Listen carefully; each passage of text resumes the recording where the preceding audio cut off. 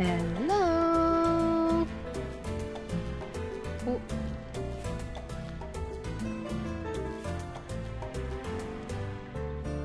I just realized that it said part 9. Part 12. Part 12 is where I'm starting from in the new main story. I could swear that I saved. I guess I didn't. Hello everyone, welcome to the stream. This Welcome, bow ain't not a welcome, this bow. People up, you don't act like the welcome. rest of these pencil pushing I still don't have Anjonala. Hands up if you're in the no Anjonala yet club.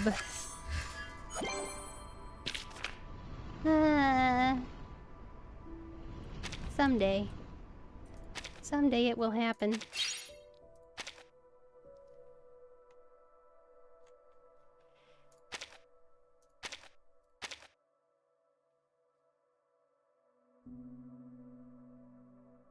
I don't actually know how many of these I need.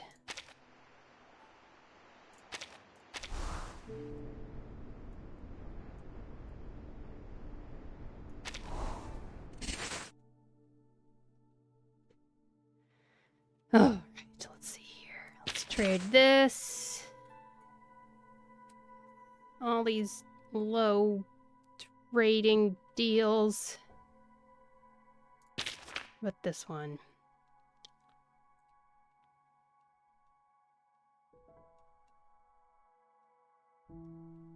Or maybe...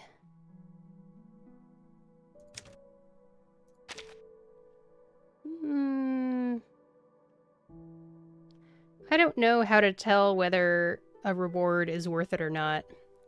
But I guess I just need to go for it. I'm at the mercy of these orders that I have.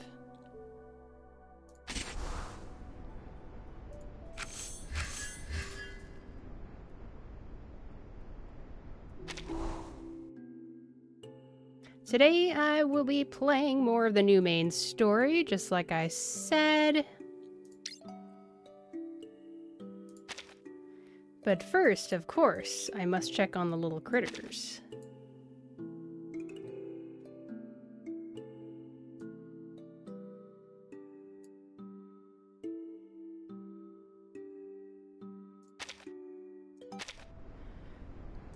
That music there in the spot where they're just sleeping is so cute, I can't handle it.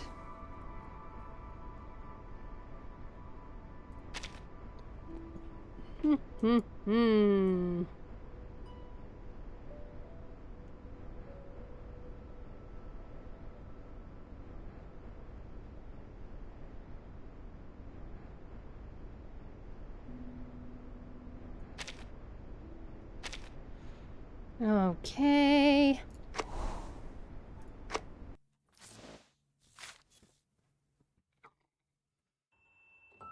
All right. Stuff and things, things and stuff. I actually already did a bunch of stuff this morning. Amazing. Ah. There's a new limbo out. Rank 2 to 3 incantation have damage dealt plus 30%.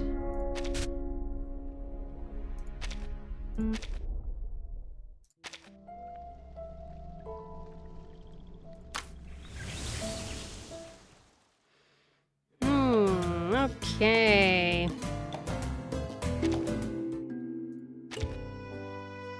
So there's got to be 24 parts, right? I really do got to get moving on this story, don't I?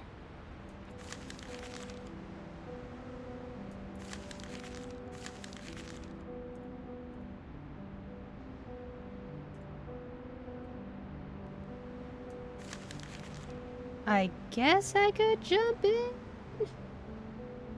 I don't know. Sure, why not? I'll, like, do a part, and then I'll go over to the wilderness and check on my critters and just go back and forth, something like that. Actually, if you give me one moment, I'm going to get rid of my hoodie because I don't actually need it, it turns out. One moment. And I promise I will not keep myself muted like last stream. That was embarrassing. Okay, be right back.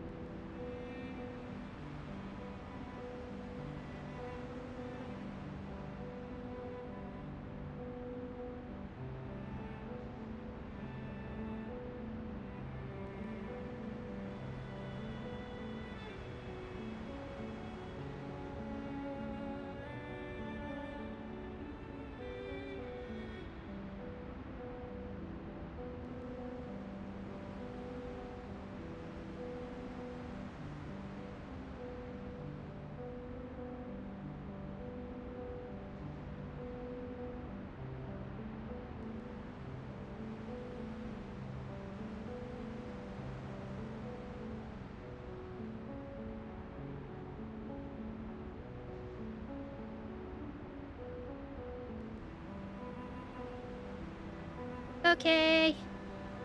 Look, I unmuted. Everything is fine.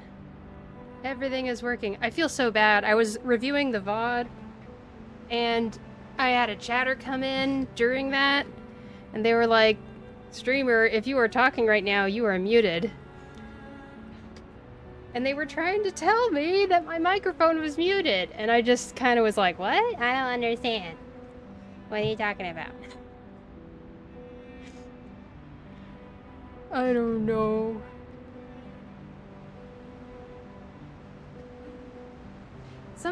It's interesting when you're, I think it just, when you're typing text online, it's hard to get tone across. And there's times when there's a new chatter, and I'm kind of bracing myself for them to be mean to me sometimes. So part of me was like, that feels like they're making a joke about, like, if you talk, I'm just gonna mute the stream, or something like that. But, obviously I know from context now. But they were trying to help me out. So, I think it's just one of those things. It just happens. Now I, will be much more vigilant about watching my microphone levels and making sure that the little green bar is filling up as I talk. I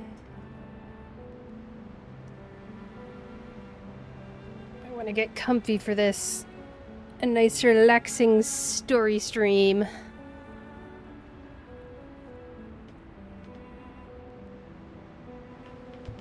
Okay. Ah, this is great. Perfect. Silent night, holy night. Christmas is over. The route from the favela to the veterans' residence is quite familiar to White Rum. She has ferried the doctor back and forth countless times. You ever been to a veterans' residence? Not many young faces there, besides Lopera. As far as the doc goes, doubtful anyone knows her real age. And even the saltiest sailor knows better than to ask a lady her age.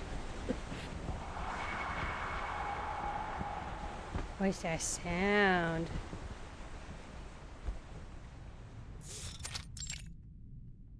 Are those marigold flowers? Ooh, I see that joke missed the bow, so to speak. Huh? No. It wasn't a bad joke at all.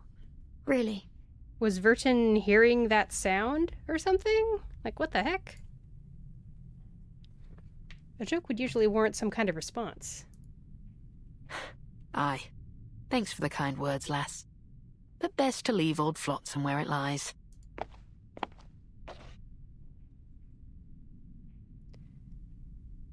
I don't know how to pronounce that name. Let's look it up on Google.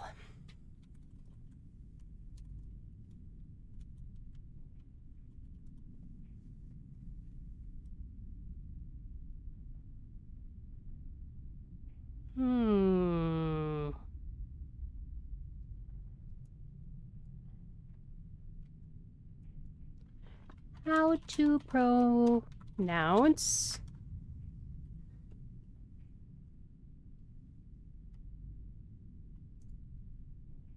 I don't think that's quite right. How about this? Mamay. And let's compare that with one other source. Welcome to this pronunciation video. Today we will be in English. For mom. Let's dive into today's word. Mamay. Mamay. Okay. It's Mamay. Mamay Mariana from the Veterans Residence brings out some snacks. There's plenty of sugar to go round in this neck of the woods. Have you been feeling this sweet young lady's head with your tall-tailed shippy?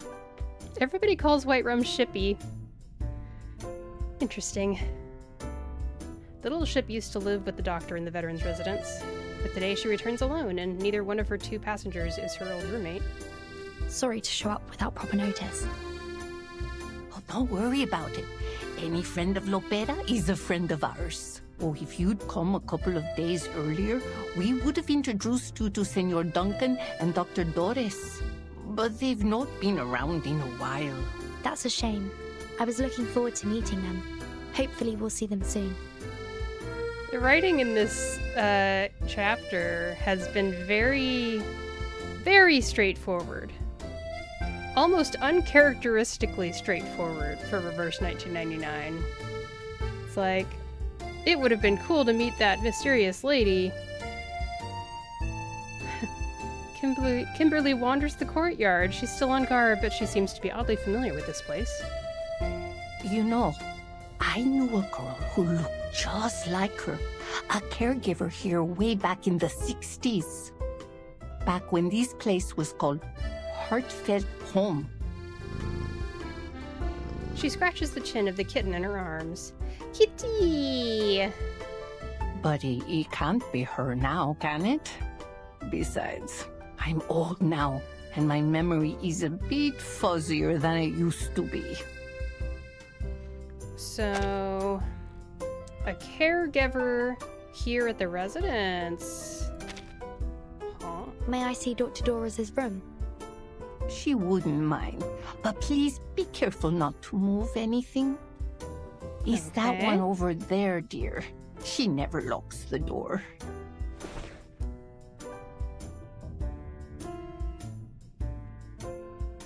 Why is Virgin showing such an interest in Dr. Doris? The place looks no different from the other rooms in the courtyard, but the door is slightly ajar. Green vines hang from the roof, and the weathered walls bear the passage of time. It's a simple little home. Kimberly stands by the door, a stray cat in her arms. She scratches its belly. Kitty! Hmm? How dare you scratch me! The cat leaps out of Kimberly's arms, grabs hold of one of the vines, and clambers over the wall of the veteran's residence. Get back here, you fluffy rapscallion! I'll have your tail, you hear me? Goodness. She's not as agile as she looks, or perhaps the kitten has made her soft. She fails to catch it, instead stumbling into the door, throwing it wide open and hitting the floor with a thud. Oh, wow. Do be careful, Miss Kimberly. How did that happen? I wonder if she's weakened or something right now. And how long have you been standing there? Just a little while. Funny. I've never thought to open a door like that before. I love Virgin's humor so much. Come along. Let's take a peek inside. I'm sure Virgin would say, I wasn't trying to make a joke, but I still consider it her humor. It's a rather ordinary guest room. Except, there's a peculiar white marble chair sitting by the window. It has a red button on the armrest. White marble makes me think of the island. By the window. With a red button. Hmm? The marble feels familiar, but no memories come to mind. Odd how they both have some kind of familiarity with this place. Huh? What's this red button on the chair? The button seems totally out of place, as if daring someone to press it. Kimberly takes a seat and curiously presses the button. The sound was great. Despite her fervent pressing, nothing happens. Frustrated, she swings her legs over the other side of the chair. Good for nothing. A tasteless decoration. No one knows why this chair is in the doctor's room. But pressing the button didn't trigger an explosion or anything of the like.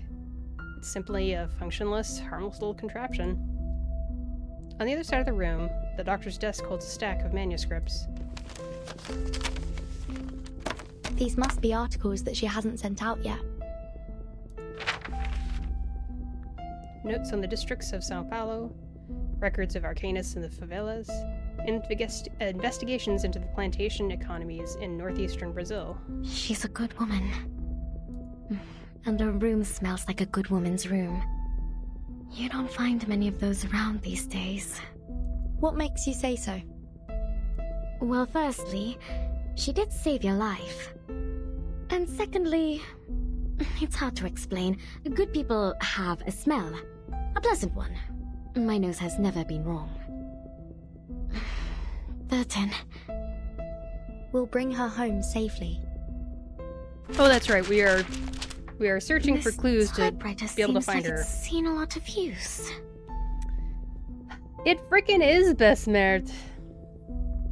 Why does she have so many different names? Do you see any drafts? Any samples? I can't say. I'm not very familiar with these things. Take a look. She signed something here. Ooh. But I thought her name was Doris. Maybe Erd is a pen name for the Uttu.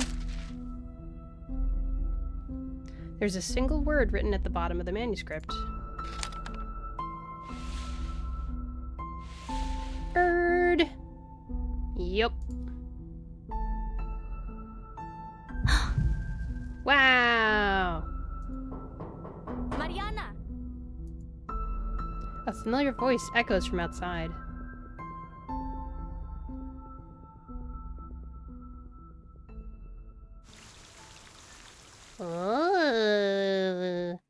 Yeah, not gonna lie, I forgot that Verton was looking for Erd, and also temporarily looking for Dr. Doris. There's a secret group in the world that does good deeds in silence. Let's list all its members on this wall.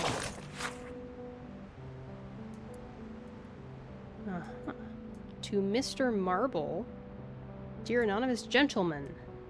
The Veterans Residence deeply appreciates your generosity. Your donations have been a great help during these difficult times. We've taken to calling you Mr. Marble after your donation of that fine marble chair. I assume marble holds some special significance for you. If you happen to see this letter, we hope that you will one day soon come through the door and accept our thanks and hospitality. I'm sure you'll be pleased and comforted by the heartwarming sights inside the home you've so long supported, and we'd love to hear the story behind the large red button you've placed on your gifted chair. My best guess is that's 6? Maybe? I don't know. That's just a shot in the dark because it's marble. Those pristine wings, however, could never ever fly across the riverbank.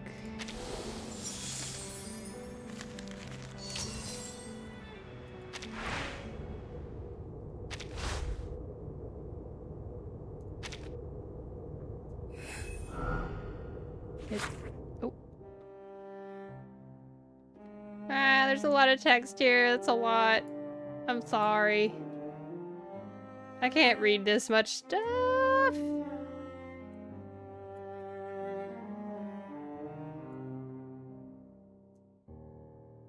(1943), so even before the 60s.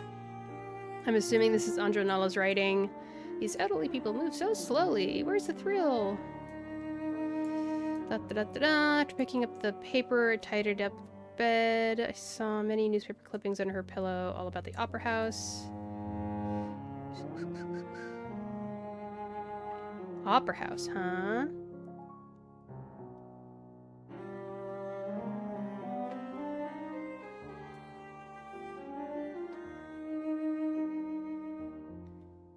Okay, 1-year anniversary of my arrival at Heartfelt Home. Okay.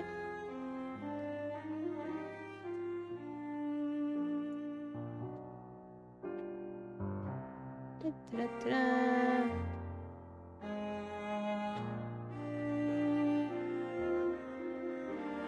Something about a soprano.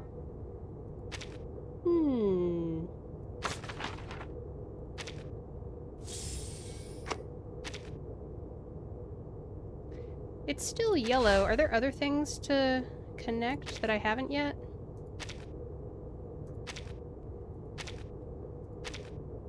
Maybe this one?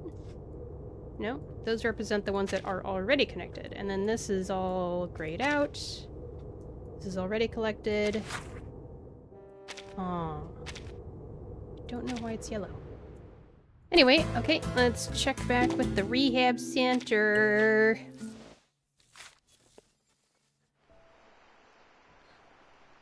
Bum bum bum bum bum bum bum bum.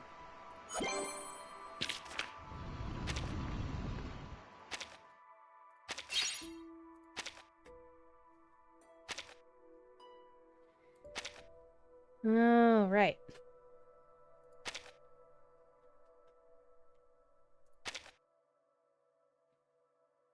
I don't know how many of these to make. But I have plenty of materials to make them, so I guess that'll be fine.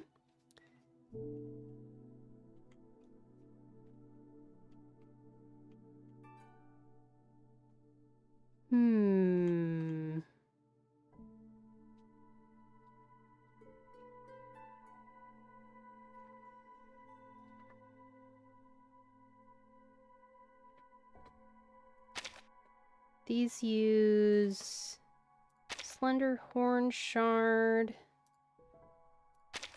and Mika. We're making Slender Horn Shards right now.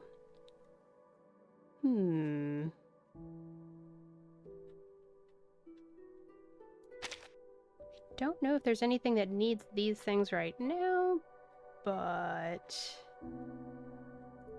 just do this and this real quick, and I can change things around later if need be.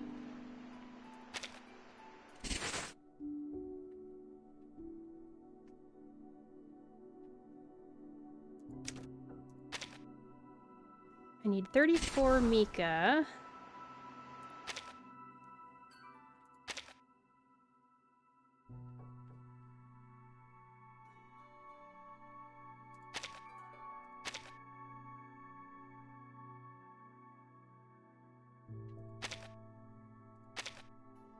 Something like that. Should be fine, I guess. Yeah. I've said this before, I don't really have experience with those production style games, so I'm just kind of making my way through it slowly. Okay. Boto Corderosa.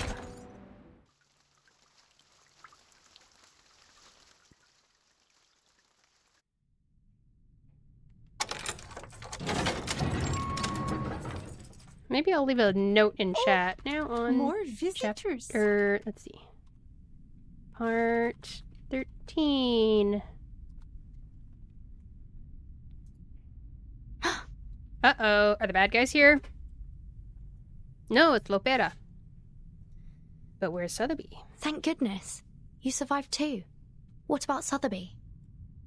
Oh, something happened in the favela earlier, so she decided to stay there. Don't worry, Duncan's with her. We've got bad news. Dr. Doras has been abducted by the Brotherhood. What? Idiotas! What's wrong with them?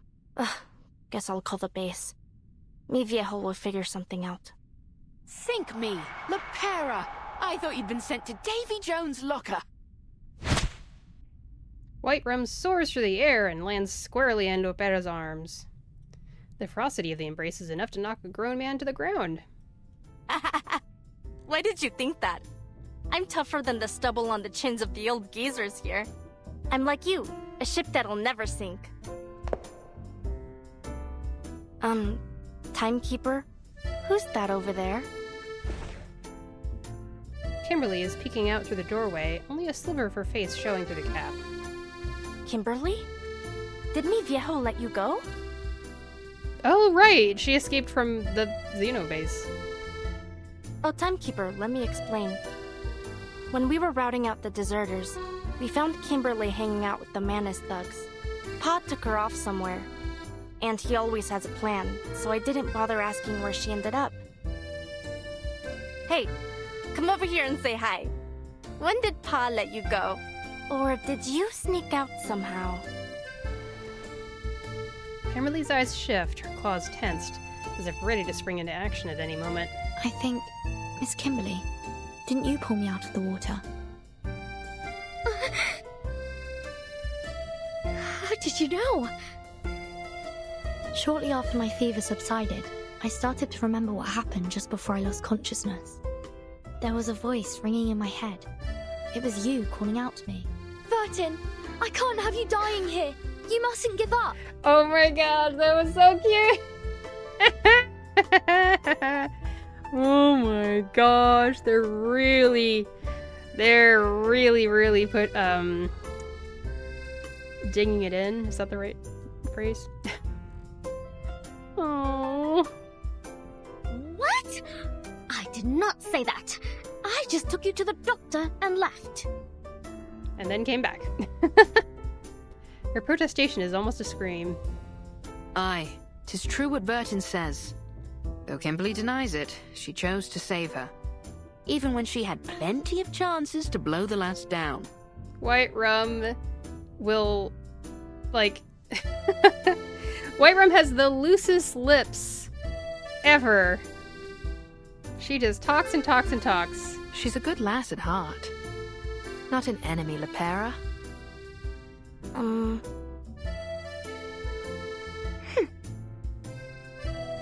Yeah, she blushed. Lepera lowers her guard, offering a friendly wave to Kimberly. Kimberly cautiously steps out of the doorway, but maintains some distance between the two of them. Lepera looks at her new friend. Her attire has given her a totally different appearance. After a brief pause, Lepera smiles at her. You have to understand, it's pretty hard not to suspect someone who hangs around with the Manus. Anyway, I guess there must have been some kind of misunderstanding. Back then, I didn't have time to... In any case, I'm sorry, Kimberly. Lepera extends his hand in a gesture of peace, but Kimberly hesitates, her claws tensing once again. It's fine, but don't think I'll forgive you so easily. Speaking of the Manus and the Brotherhood, I never quite understood what they were trying to do. I don't blame you. I still don't really get it either. So you're really not in the same boat as them? A sudden yet perfectly reasonable question. Of course not! I don't have a boat! No, I mean, I'm not in any boat with anyone! If only I'd found my...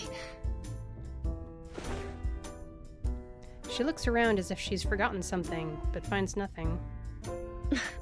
Listen, I don't know who it is you're looking for, but it's not me.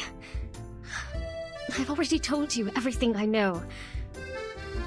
If I'm not welcome here, I'll get out of your way. Just... please, don't take me back to that place. I don't want to see that thing ever again. She refuses to look at the weapons around Lepera's waist. perhaps in a restrained sense of rejection or fear, or something hidden deep within her heart. All right, girls. If you want to have a chat, at least take a seat first. It simply won't do to have you all standing around the entrance like this.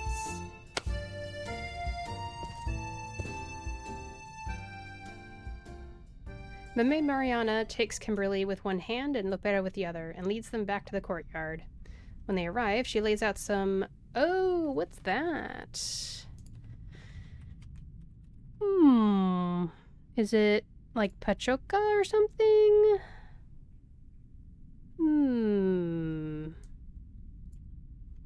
Tell us, Google, how to pronounce...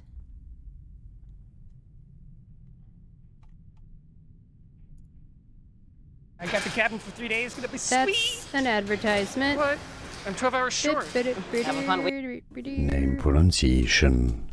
Food name from Portuguese. Paçoca. Paçoca? Paçoca. Okay. One more to compare. Portuguese. Paçoca. Okay. Paçoca. When they arrive, she lays out some paçoca for them to snack on. Eating candy is bad for your teeth, Bobo. Yeah. Oh, I'm much too old to worry about that. When you reach my age and just waking up each day is a blessing, you'll eat whatever you want, too. Mamai Mariana, could I have a word with you, please? I have some questions about Mr. Duncan. Oh, Duncan. What kind of trouble has he stirred up now? All right, then. Why don't we head inside and give those two some space? And Lopera, apologize to that poor girl properly. You hear?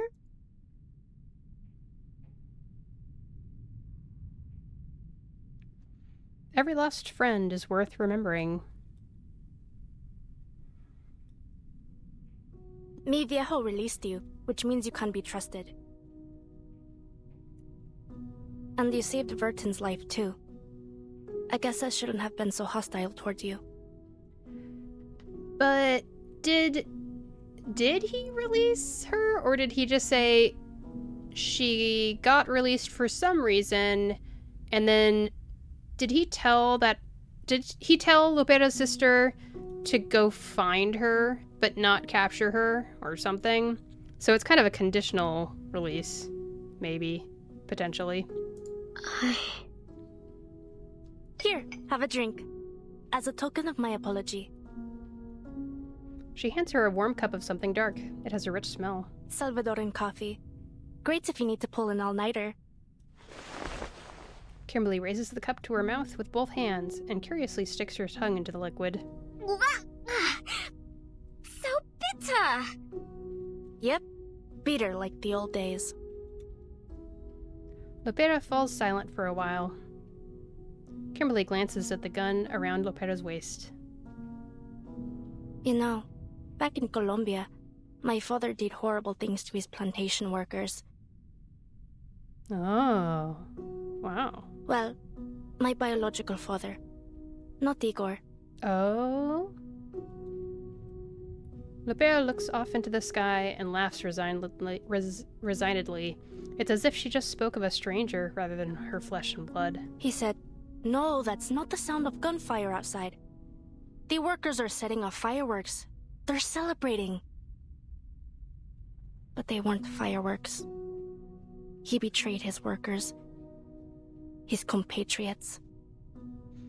It wasn't a celebration. It was a massacre. Jeez. After that, I ran away from home. One day, the Admiral and Molly found me. That's how I joined Xeno. Betrayal's as common as dirt here. Comrades, friends, family, anyone could sell you out. And for cheap, too. I hope you can find your boat soon. You know, a place where people have your back. Can I not drink this? Of course. Don't force yourself. I know the taste isn't for everyone. She clinks her cups, or she clinks cups with her new friend. Carlota Lopez Rivera. That's my full name. Bit of a mouthful, huh? Lopera stretches out her arm, closes one eye, and lines up the moon between her fingers. She closes her fist, but catches nothing but the air.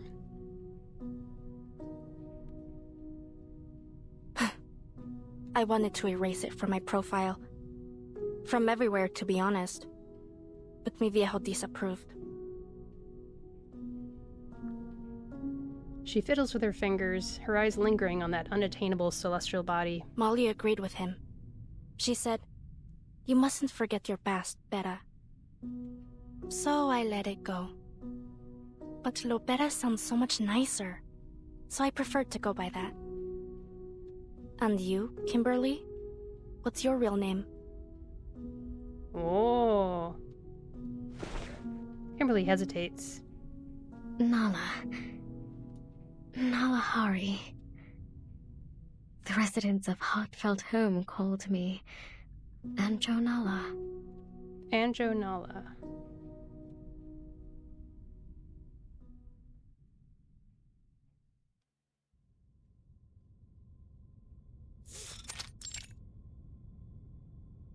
How long ago did Mr. Duncan move here? Do you remember? It must have been 5, maybe 6 years ago. I'm not entirely sure. 5 or 6 years ago. Nowhere near the 20s. What's going on? Do you have any photos of him? Mariana nods and pulls a photograph from the storage room. We do have one, but he's been gathering dust for years. Let me see. Here. This is him.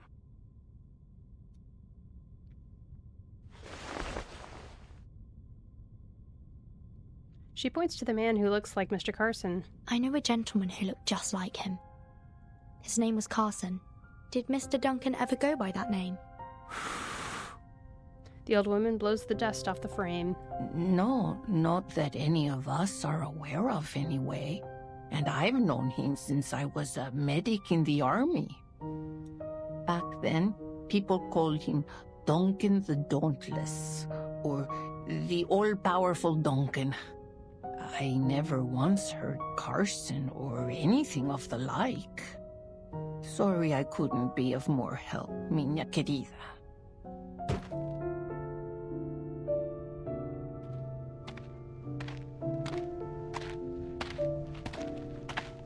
It seems an in-person meeting with Mr. Duncan is in order.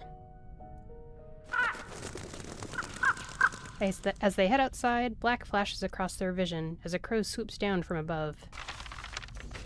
It releases the letter clutched in its claws. Ooh. A crow? The crow perches nearby as the letter flutters down and lands at their feet. The old woman picks it up and breaks the seal. Oh dear. This looks like bad news.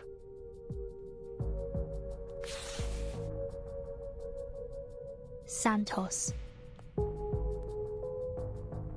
It's a cleanly written ransom note signed to Santos. What? Dr. Doris is being held captive in the Colonel's manor. He's given us 3 days. He says that if Zeno doesn't return the deserters they detained, he'll execute the doctor.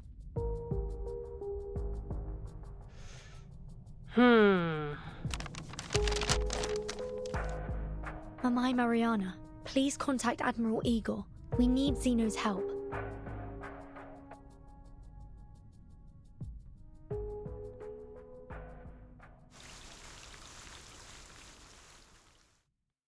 Okay.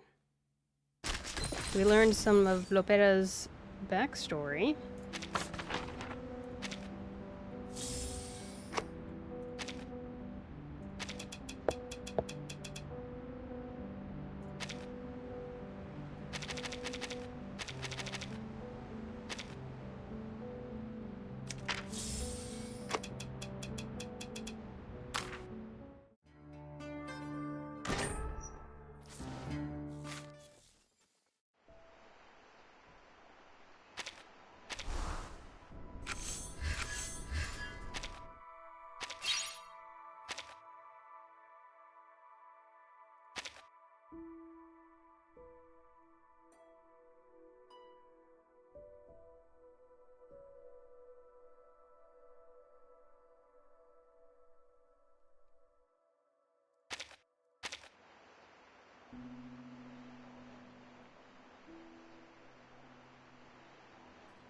Anyone I gotta swap out?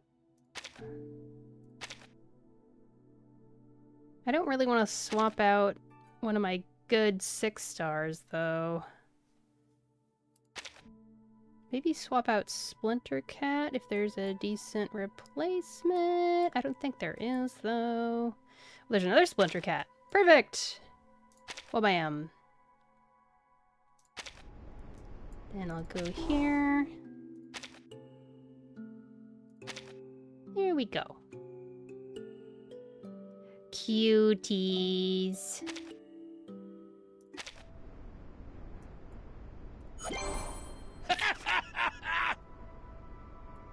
There's Mr. Duncan. I love that you can zoom in a lot.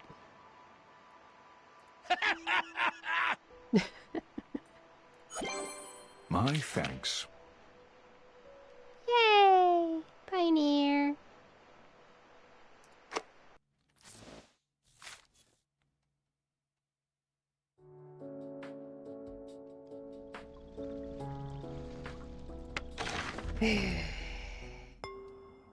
Now that we know Anjo's Nala in the story, maybe she'll come home.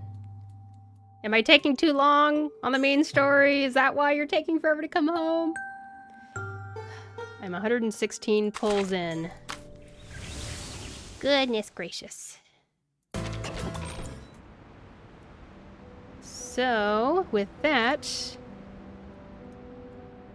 onwards to part 14.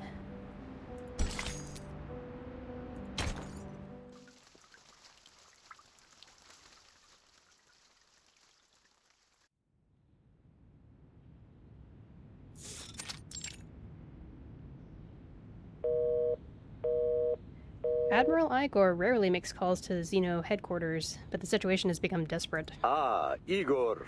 Igor. How are things in San Paulo? Worse than expected. I have a small number of troops with me, but not enough to deal with the situation. I really have a lot of doubts around this character, but he's so hot. Why are you so morally ambiguous to me? Things have gotten out of hand. At least one of the Apostles' Brotherhood leaders has pledged allegiance to the Menace. Brotherhood. These new gangs just keep popping up, don't they? It's like cutting down sugarcane. Before you know it, another one's grown in its place. Carlos has been murdered by his own subordinates. Even now, some of the deserters are with the Brotherhood. So this person's name is Admiral Sohm. Have we heard that name before? Or read it? This news is met with a prolonged silence. Did you catch them? And let me just make sure I'm totally on the same thought pattern here.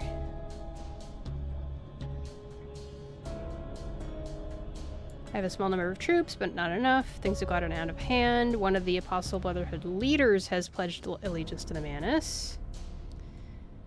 Carlos was murdered by his own subordinates, and some of the deserters are with the Brotherhood. Carlos is... yeah, there was a mutiny, and that's why they had that execution scene at the beginning of it. I think that's it. Some have already been executed. Right, right. The rest will be transferred to headquarters for interrogation. Good. What assistance do you require, comrade? This whole scene is so evil-coded, you know? An army.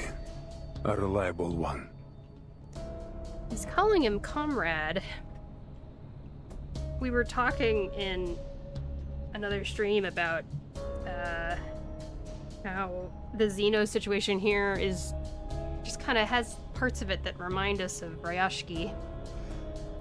And there you go. They even called each other comrade. An army? I'm afraid that's not possible. We simply don't have the men to spare. It doesn't need to be large. Just dispatch my Sentinel unit from Buenos Aires to São Paulo. Oh, you have a Sentinel unit. What does sentinel mean? I don't actually know. Oh, okay, so it's a soldier or guard whose job is to stand and keep watch. Okay. It's a guard, basically. A loyal army led by the children he raised himself, composed of orphans of war born into Zeno's cause. Like, that's so evil. Child soldiers, yeah. Totally good guy behavior right here. Or, at the very least, Saint-Théremy. Ptolemy? I just have to look up everything in Google all the time. That's how I roll. Oh, Ptolemy is actually the name of a Alexandrian mathematician, astronomer, astrologer, geographer, and music theorist. Wow.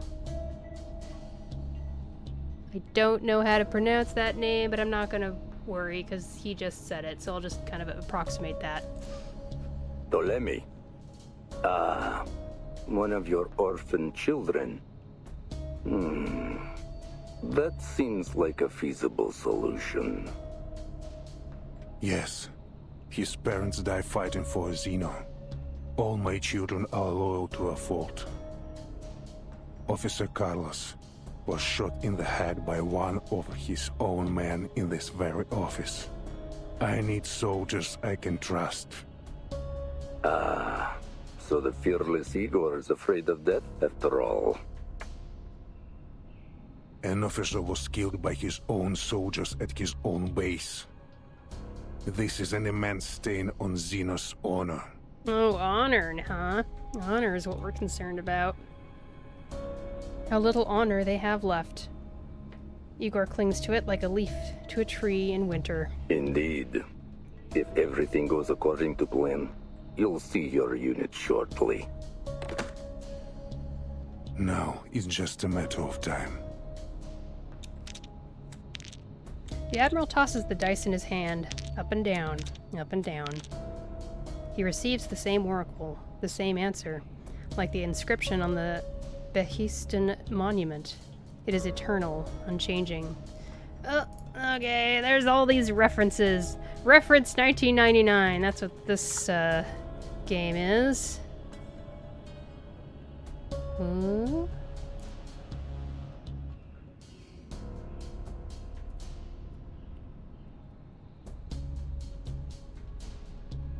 Wow.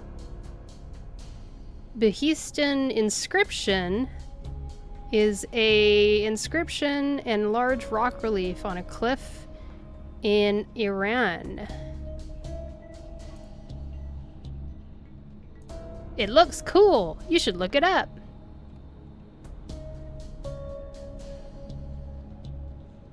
And it is very, yeah, the Behistun inscription is very, very old.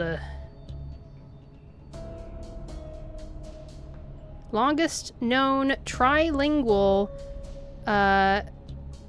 cuneiform inscription, written in Old Persian, Elamite, and Babylonian.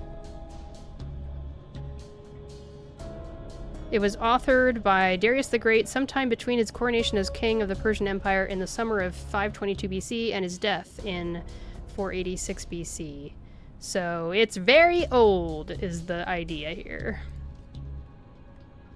His heart is a hanging lyre, gently plucked. An ancient verse rises in the old Amiral's memory. Dark omens, ill prophecies. It is all whispered from his lips. Okay, very foreboding feelings. What's Я this? видел ястреба, что гнался за голубкой, и бога солнца, который туго натягивал свою золотую тетиву. Я наблюдал, как приветствовали деревянного коня на наших землях, и как из священного фонтана текла кровь птенцов. Да, Но человек с But a man решительным of steely умом и mind and lofty гордостью pride знает, knows что его город that his city выстоит. will endure. Его стены Its будут walls will stand крепки, и он strong. будет It непоколебим, will be как as ядро земли. steadfast as the earth's core. Какой What грех! wickedness. Жребий брошен. Now the die is cast. Белый саван The покроет pale его, shroud will и devour он him, будет and he will be окутан enveloped мраком. by the grim night. Is he in the Manus Vindictae already, maybe? Oh, what's that? There's a triangle. Это все All for a better для future. светлого будущего. There's a bunch of die that all rolled ones. That's a really unlucky game of D&D. Лучшее будущее A better для future всех. for everyone. A better future for everyone. Sounds like the circle, kind of.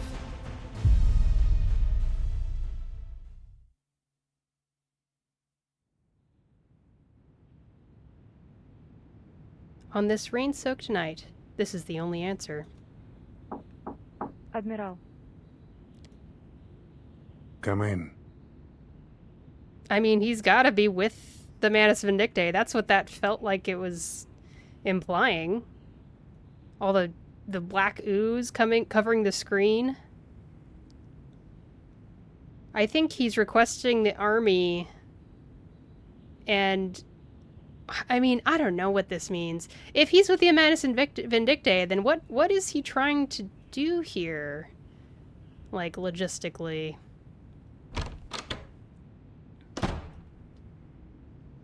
Yesterday, we received word from the Timekeeper that Dr. Torres has been abducted by the Apostles' Brotherhood. She should be coordinating with Lopera to set up a rescue operation as we speak. She breathes a sigh of relief. The doctor may have been abducted, but at least the Timekeeper is safe. Yeah, they don't Also, that girl who value the escaped, doctor Kimberly, much. is with the Timekeeper. She claims that she was released. Just play along with Helai. There is no need to tell Opera the truth. Yeah. The Brotherhood has demanded that we exchange the detained deserters for the doctor.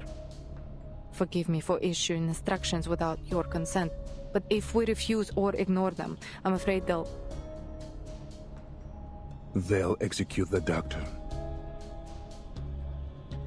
He knows full well the ways of these thugs. What arrangements did you make? Moldier tenses up a little, unsure of how her father will react to her decision. I told the Timekeeper that Xeno reinforcements would meet her at the veteran's residence. Since Lopera is familiar with the place, I also asked her to scout out the rendezvous location. And yes, I played along with Kimberly's lie. I assumed you would have done the same, Father. Very good. While the Admiral refused to talk to anyone last night, his daughter had been modeling her actions after him. Your squad will soon arrive. Take them to Lopera at the rendezvous point and bring the doctor back. A squad? The Admiral gazes out the window. He scans the barren fort, the weathered stone, and the vines slowly wearing away at the walls. How did this come to be? Oh, you don't like how your fort looks? I have spoken with headquarters. All going well. Telemi and the unit will arrive soon. Moldier's body relaxes a little, and a smile grows on her face. I see. I can hardly remember the last time we were all together. Oh, she knows Ptolemy? Her smile turns bittersweet. Your father died in Abadan. In a war he had no obligation to fight in. It's far more glorious to die in the throes of battle than to wither away on a sick bed. He made an honorable sacrifice. That's one of those character traits that I just don't know what to think about. Because that's the same thing that... It's kind of funny. I don't know if anybody listening to this stream or watching has checked out the anime Gintama, but there's like this thing that the main character said in a flashback. It's better to live in a blazing flash of glory than to just die, or whatever. And I guess it was, you know, the way he says it, you can't tell if he's talking about, you know, just try to survive, or if he's, you know, if he's, you don't know if he's pitting survival versus fighting, you know, or something like that. It's a nuanced conversation, if anything. How shameful that we would tarnish his honor. Honor is a thing easily stained. Let's begin with that young pilot, Lilia. Oh. Tell me, what do you think of her? She's well trained, experienced, a straight shooter, similar to Lopera in many ways. She's a true Slav, just like my brothers and sisters back home. I don't know why it took me until right now, but it's like, Igor is a Russian name, isn't it? So, of course, he's from Russia. Stubborn, loyal, brave, and as unshakable as the frozen Siberian earth. I suppose she's luckier than Lopera, not destined to become a traitor like her. Lopera is still a child, really. Destined to become a traitor? The Admiral closes his eyes as he remembers those who fought beside him. So many lives have been lost. In wars, in the storm. They have all been enshrined in the Hall of Merit at headquarters. What do you think Lopera will do? She's your child, just like me. I think she will stand with us. He smirks. You think? Do you? Anyway, she's not important. Here, take a look at this. Interesting way of wording that. Hey! An invitation! I will not wear it. Nor will you. I promise you. Not one of us will wear this thing. Okay. So? The preacher has given us a gift and shared with us an oracle. The preacher. We will bring her something in return. Fire and brimstone rained down from heaven. Yet among the ruins were covered the remnants of a miracle that is living, breathing, and growing. What? I can sense their life force. I can hear their whispers from within these ashes. A lucid dream, a living death, a perished immortality. Moldir, they are invincible.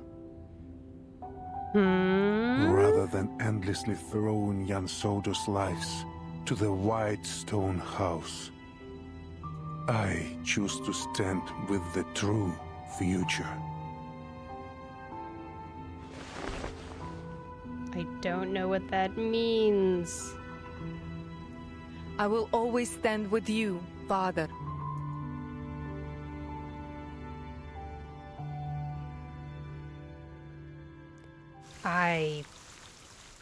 Don't ask me, because I don't know. I just, don't know. So there's some ashes.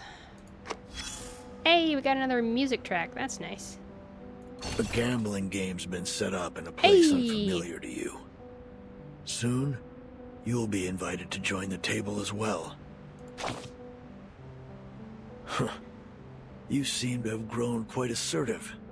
But remember this. As a newcomer to the table, you have no privilege to make demands or probe for information unless you're looking to be targeted and isolated. You have to lose a few rounds. Pay your entry fee. Only then can you start to learn the secrets of those at the table. The players' backgrounds, the dealers' habits, and the truth behind the highest stakes gambler. It's baffling to me. Why would anyone travel halfway across the world just to throw away their money? That was a rhetorical question, but thanks for answering. You're right. The allure of winning is irresistible, even in a game of chance. People blow on the dice, clutch a rabbit's foot, or murmur a prayer, foolishly believing they can sway the outcome. How deluded. It's pathetic. Oh, quite the opposite. The odds are rarely equal. Your opponents could have any number of advantages stuffed up their sleeves. A larger stack of chips, easier winning conditions, or even the power to change the rules. Want a fair game? You've got to fight for it. By any means necessary. I don't know why I suddenly thought of one of my favorite anime, Kaiji. The white suits always play it safe. Especially this part. Carefully hedging their bets, while the black robes plot to overturn the table.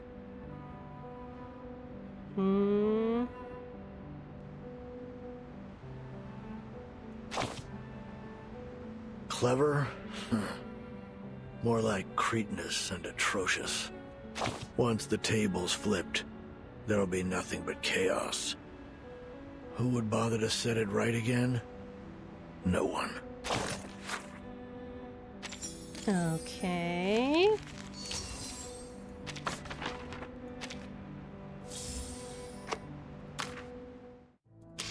I assume... Yeah, we got a new track. I want to make sure I fill up this whole thing so that I've got a whole bunch of different tracks here.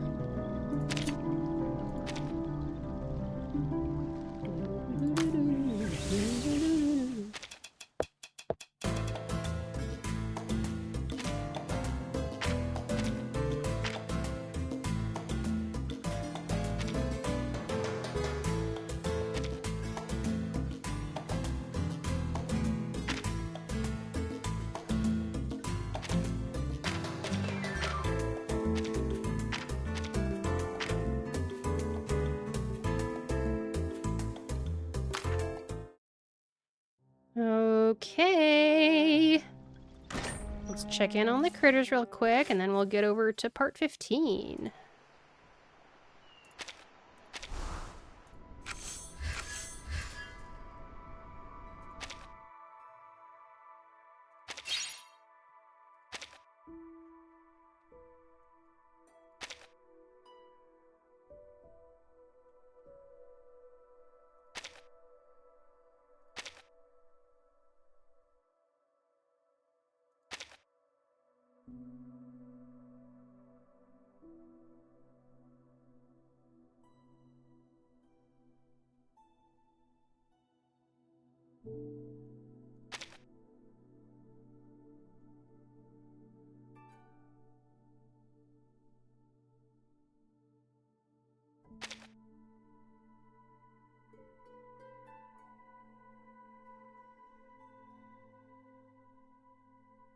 I don't know what to prioritize.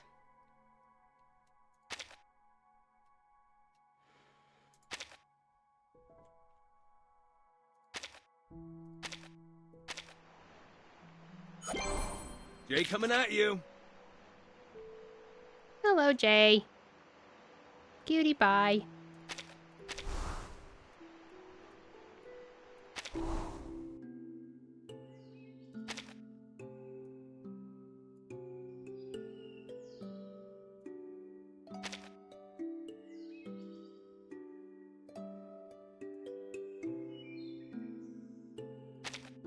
Let's see, I can switch out one of the drivers, maybe.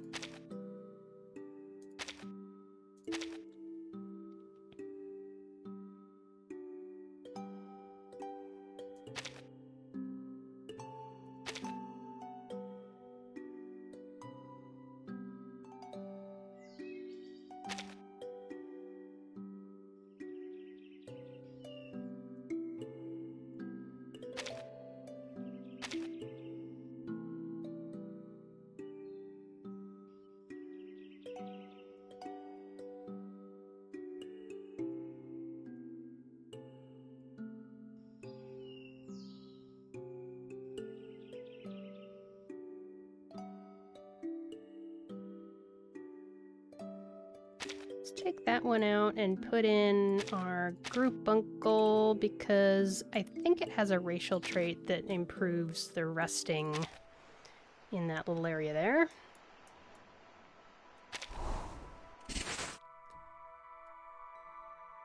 Okay. I still don't want to do this one because it's... these are better, I think. Maybe. I'm a little bit confused, but whatever. I'm doing my best.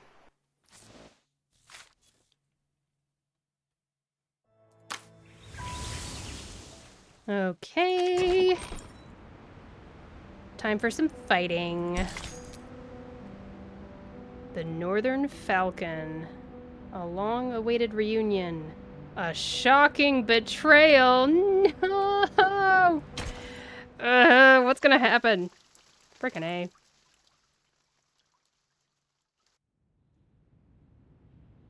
Who's gonna betray who? The old admiral picks up the file beside him and flicks through the young pilot's records. Arcanist. Abuses alcohol and loves to fight. Messenger. Call Lieutenant Lilia. Tell her to meet me at the training ground.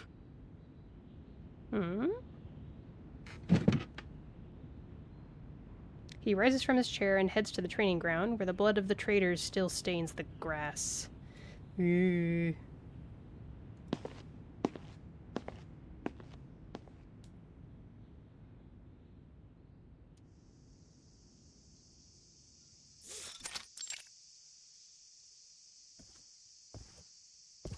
Lilia approaches the Admiral, her flask clutched in her hand. Careful, Lilia! Watch out! I don't trust this guy. How does it compare to the drink back home? The stuff saps your energy. Makes you feel sleepy. Just like this land. This place is always submerged in a half-dead stupor. Poverty, chaos. To them, the future feels farther away than the sun beating down from above. While the sun casts its light from above, many choose to dance in the darkness of the sewers. Tell me, Lieutenant, what do you think of the Foundation? Is this some kind of test? No. Just the curiosity of an old man. I often wonder how the younger generation views the organization. Well, unlike those Manus maniacs, the people at the Foundation are at least open to reason. Don't get me wrong, they're stubborn, but overall, I think they're good people. The Timekeeper's red-headed sidekick, for example.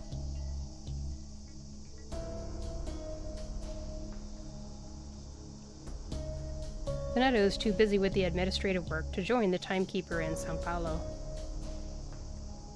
She's a stickler for the rules, but it's so boring to follow all the regulations. That being said, it would probably be even worse without them.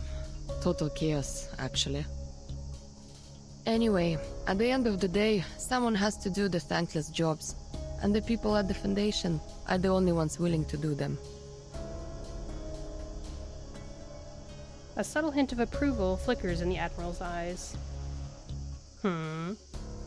As the Foundation's most loyal partner, Xena has always been committed to creating a brighter future for both Arcanists and humans. That includes fighting Manus Vindicta, as well as any other conflicts and chaos in the world.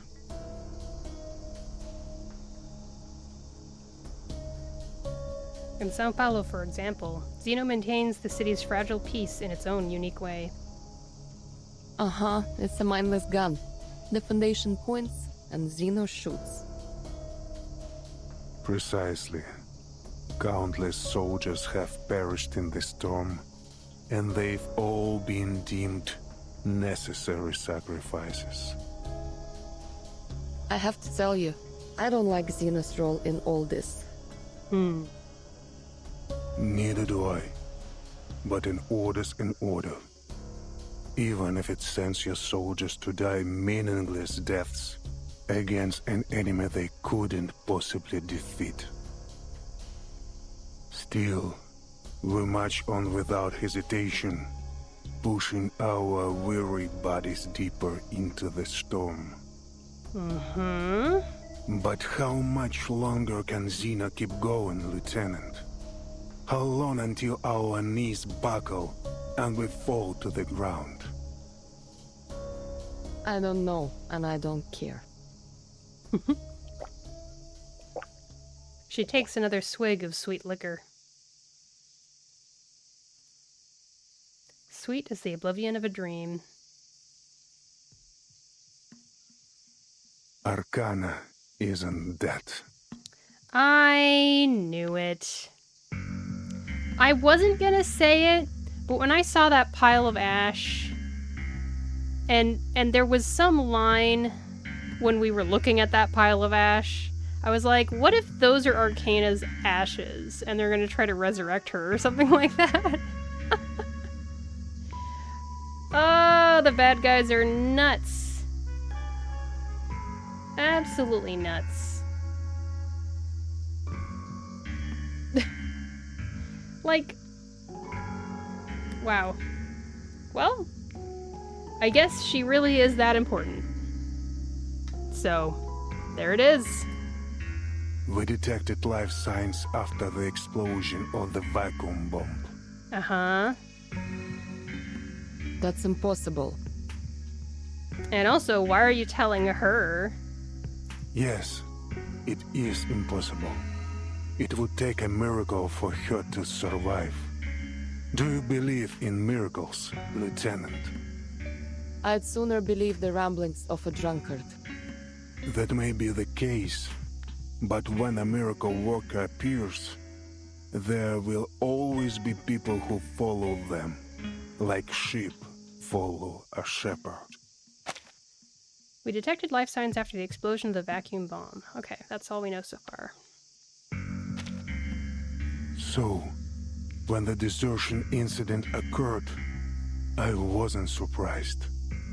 I was infuriated, however. Not because they abandoned Xena, but because they murdered their own officer. Damn traitors. Back before the first storm, Human and Arcania's troops got along well. We set aside our origins and united under a common banner. Oh yeah? Our bloodlines meant nothing next to our bond as comrades in arms. But the storm changed everything. Time rolled back, and with each regression, the brilliance of Arcanum shone ever brighter. Eventually, it formed a rift between them. As a soldier, I must obey my superiors. I sent my men as ordered, no question asked. But... Igor looks hesitant. does it really make no difference if the place they die a martyr's death isn't a battlefield? Like war, these things are never simply a matter of black and white. Lieutenant, what do you think of the Timekeeper? I trust her completely. Her statement is short and powerful. Sounds like you'd gladly sacrifice yourself for her. We need more leaders like the Timekeeper. Manus Vindicta, the Foundation. They are just two sides of the same coin, aren't they? He sighs again. Then he extends Lilia an invitation. The Foundation, the Pack Security Council, Manus Vindicta. Which path do you think the Timekeeper will eventually take, Lieutenant? I trust in Vertin's decision. Я понимаю. I see. Ты уверен, что Зина не тестирует меня? Are you sure this isn't a test from Zeno? Нет. К Зино это не имеет никакого This has nothing to отношения. do with Zeno. Я сейчас говорю с Right тобой now, как I speak Игорь, to you as simply а не Igor, адмирал. not the Admiral. With a wave of his hand, he takes his leave.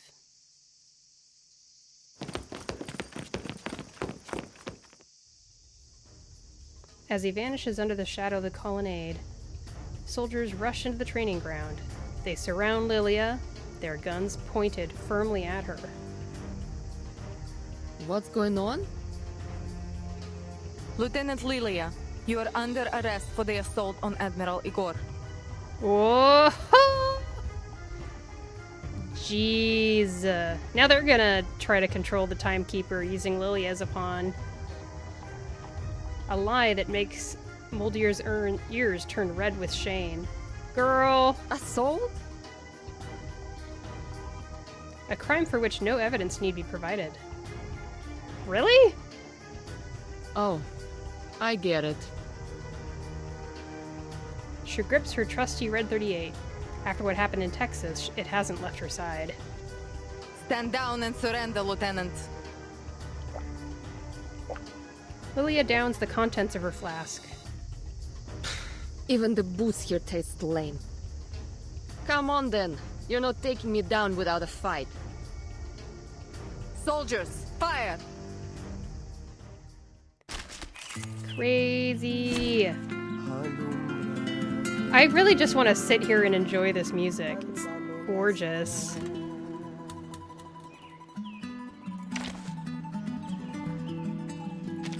And it was by choosing Jay that they began their path towards victory. Me? Is everyone else dead?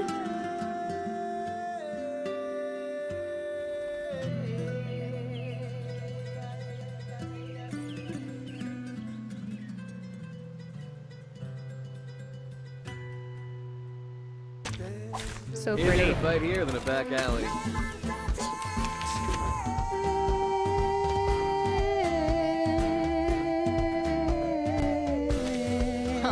Bring it on. Show me what you got. You traitorous rats. Rat mention! Pew, pew, pew, pew, pew. I need to have a rat mention alert or something that I can play. It's so silly, but I want it. Rat mention!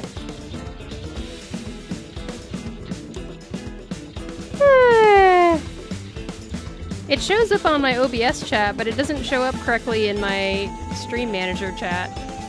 I never intended things to turn out this way. Surrender now, Lieutenant, or I'll be forced to hurt you. Me? Surrender to you? You'll be the one who's surrendering. If I even give you the chance. Come on, soldiers. Do your worst. What a shame. Fire at will!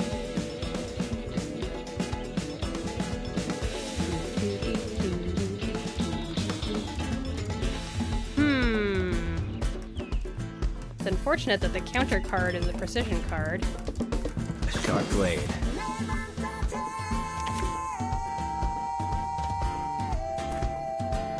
Sterilize.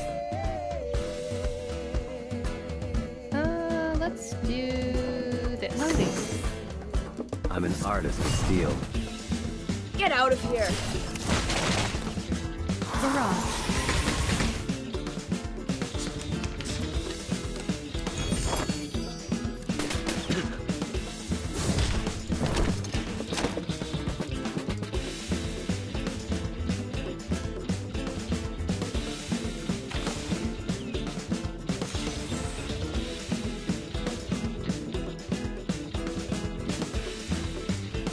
wear gloves.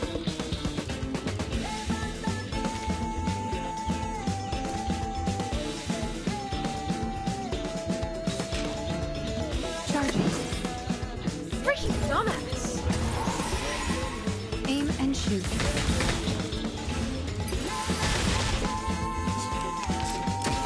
His body's all nasty.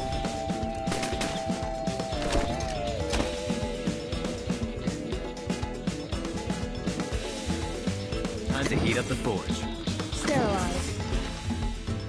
Loading. Why don't I introduce you to the lady in my life?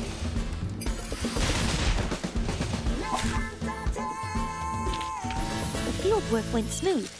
I look forward to our next cooperation. All right.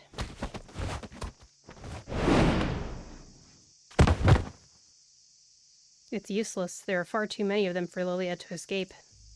There is no use resisting, Lieutenant. Disarmed, Lilia is forced to her knees, and her hands are bound behind her back. Tell me, what's Igor planning?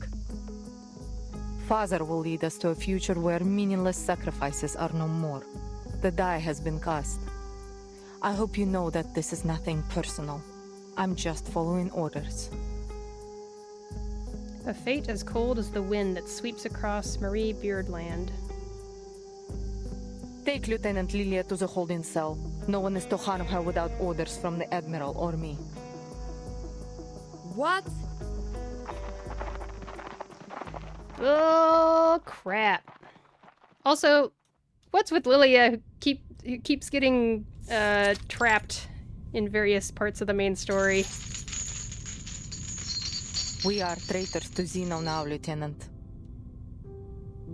Though these words disgust her, she forces them out. I am loyal only to my father. It's a pity, really. I would have liked to work with you in the future. The shackled pilot stares furiously at Muldir's dark silhouette. How long has he been planning this? Ever since the preacher gave Father a gift and the path to a brighter future. Live or die, Lieutenant. I will never betray my family.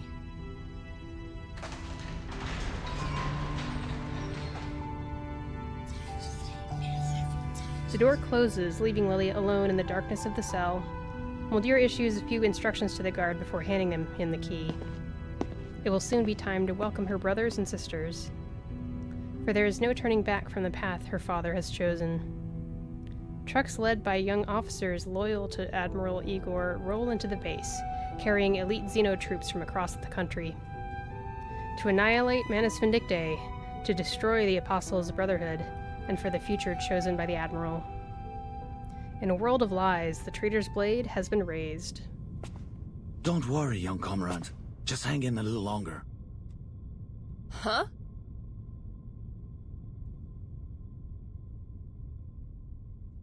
Huh? Me too. What? Okay, her reaction makes me feel like that guy is actually maybe with Duncan or something? I don't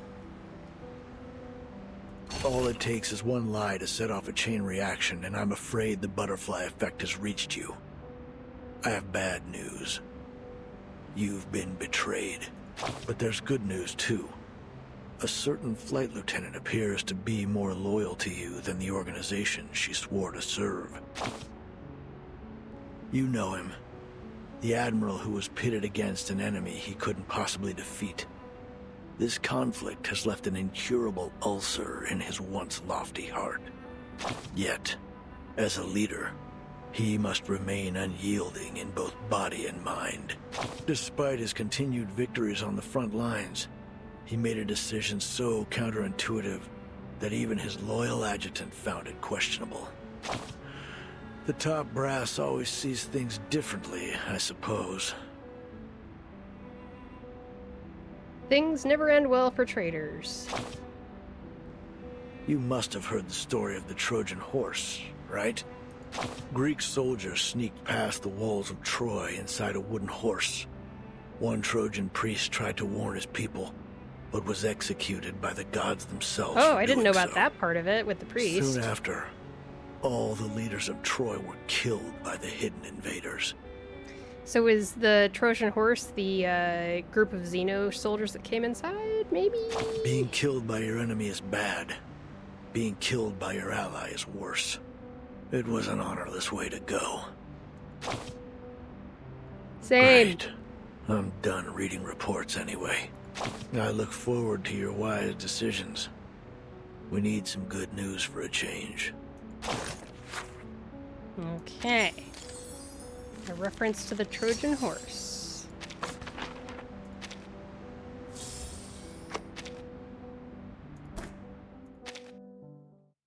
Check on the critters.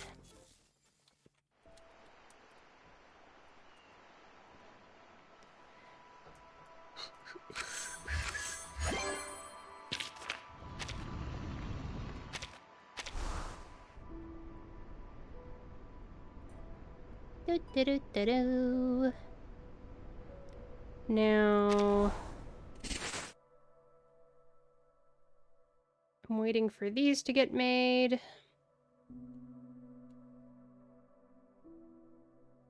Actually, well, no. To make auto writing pens, I need the slender horn shards, so I really shouldn't trade this. Mm-hmm.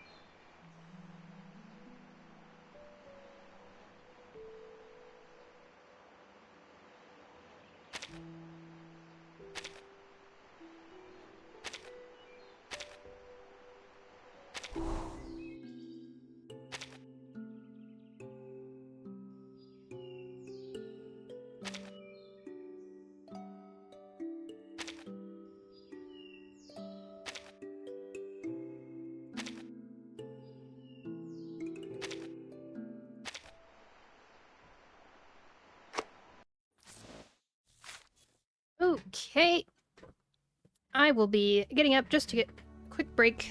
I'm gonna get up and stretch. Drink some juice, use the restroom. I recommend you do the same. We'll just meet back here in a couple minutes. Be right back.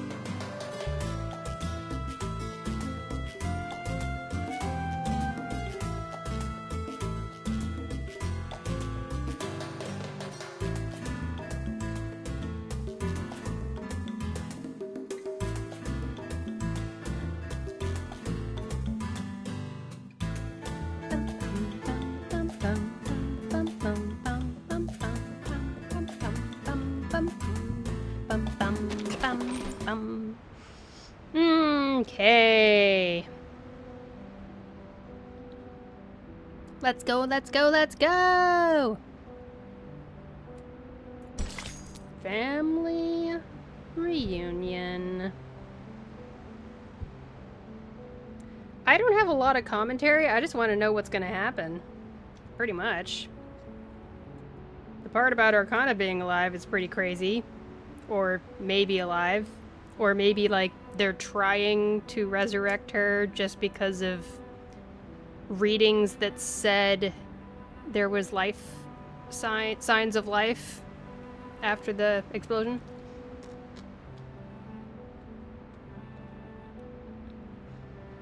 All right.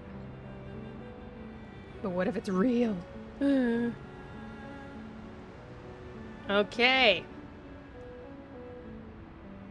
The shit has hit the fan pretty much. Oh, you can see Lilia up there in her cell. And apparently there's an attack now. So who's attacking who? I don't get what's going on. Let's find out together.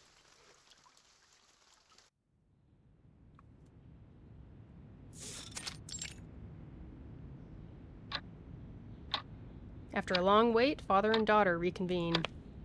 Father, Ptolemy and the unit have arrived. So here they are.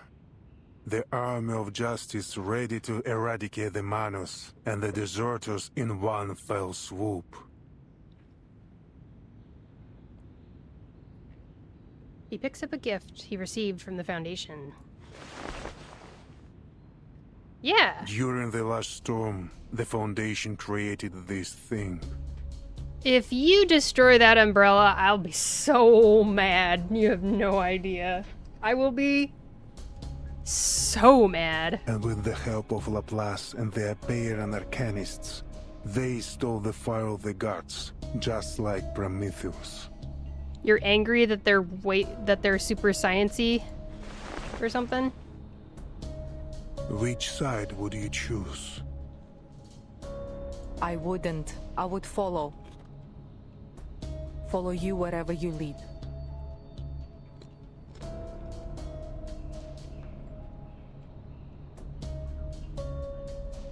I'm sorry, I'm eating chips.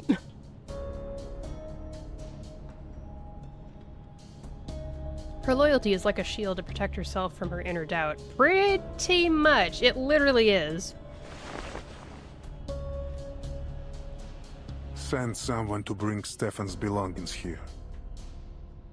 Isn't that the guy that got mutinied? The traitor found something important at Tuesday's motel. Is he the guy that started the mutiny? I can't remember. Ptolemy will find it useful. That's all for now. Understood.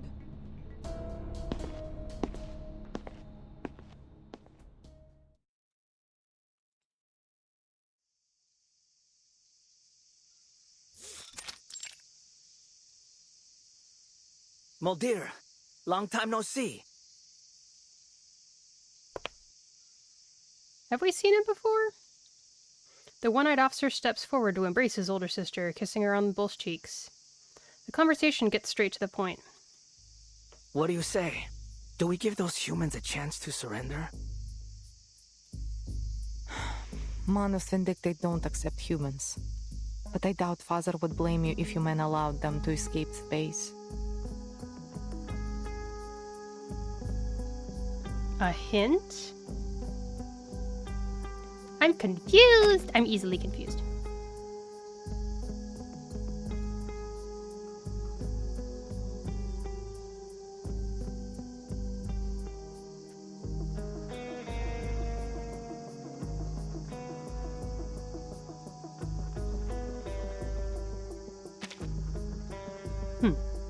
Escape the base?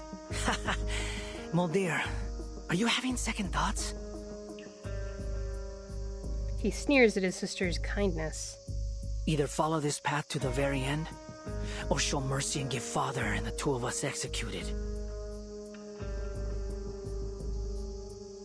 He shouts a few orders to his officers, instructing them to return to their respective units and await the Admiral's command. So what then? You want to have a mass execution like Lopera did? On what charges? For refusing to join the rebellion? Disobeying orders? Oh no. There will be no trials. He leans in close and whispers a few words in his sister's ear. Muldir's eyes widen. All my men know about this plan. We're just waiting for Father's orders. They all know? Well, those who are still alive. Only blood and dirt can bury secrets. The Manus have provided us with a miracle that allows us to survive the storm. How could anyone refuse such a sacred gift? Okay. The Admiral Igor had the mask, showed it to Mulder, said, "I promise we will never put this on." And then he's like saying a bunch of other stuff that made it sound like he is going to be joining the Manus Vindictae. But I guess when he said, "I promise we will never put this on," is he saying they're never going to have the storm happen again? And he's like believing in a crazy awesome miracle where the storms actually stop happening? That's what never put the mask on means? I don't know. Even after the total destruction caused by the vacuum bomb, we still detected life signs. No one in history has ever been able to do that. Lady Arcana is invincible. I don't care about Arcana. What worries me is that the soldiers who are unwilling to follow us won't just surrender. Then we shoot them. His delivery is disturbingly casual. There are only two options, follow or die. I don't think that's... The Admiral strides toward them. Oh, Father. Where are the others? They went to rally the soldiers. We've been waiting for this day for ages. He seems to have known about the Admiral's plan for quite some time. For ages? How long have you known about this? She looks at Ptolemy, confusion and astonishment in her eyes. I told your siblings some time ago.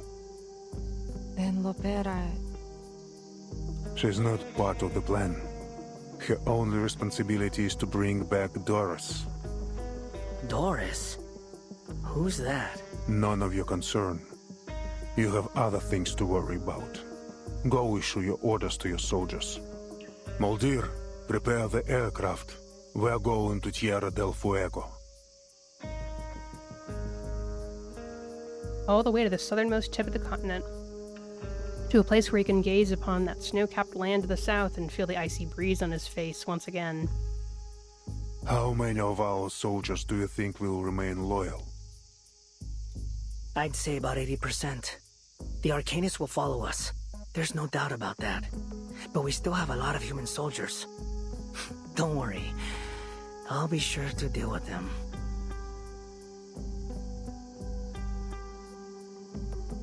A necessary sacrifice. The spilling of blood will only unite us further. A betrayal of their brotherhood, but there will be no escape once blood is spilled, for those who shed blood and for those who draw it. Take this and go to São Paulo tomorrow.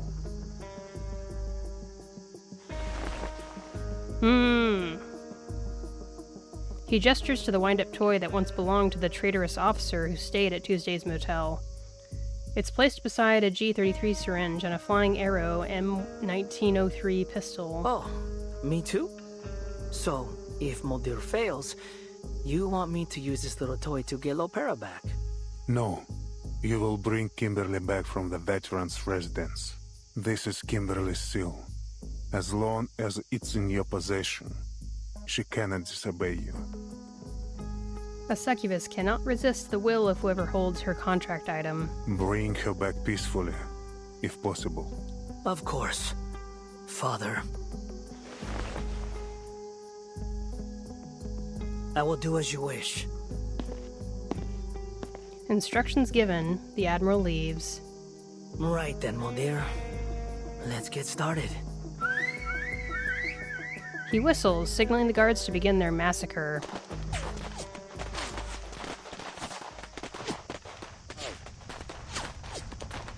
The sound of gunshots echoes through the holding cell. What's going on out there? No one answers. The guard has already left. Lilia frowns. The base under attack? By whom? The Manus has no reason to launch a frontal assault. The Apostles' Brotherhood? No, that's even less likely. She immediately dismisses the idea.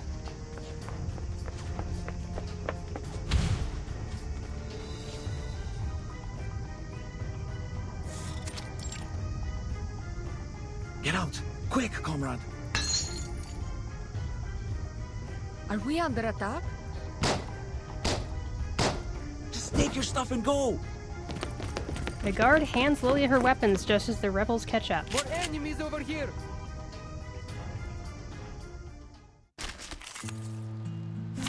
Okay. Oh, hey! Why are you fighting? We're fighting against plant enemies. Come on. Oh well.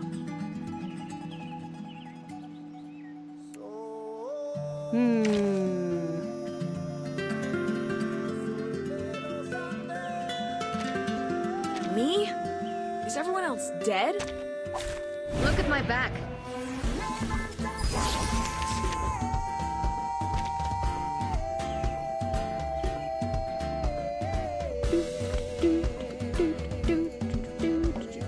Wear gloves.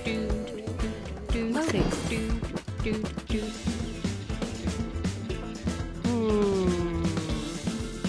Charging. Oh, hi. Aim and shoot. The light that illuminates all.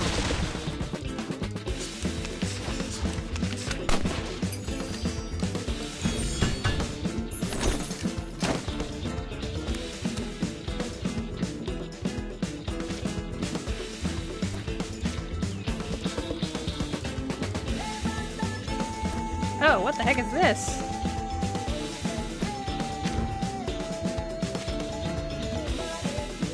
What did you do?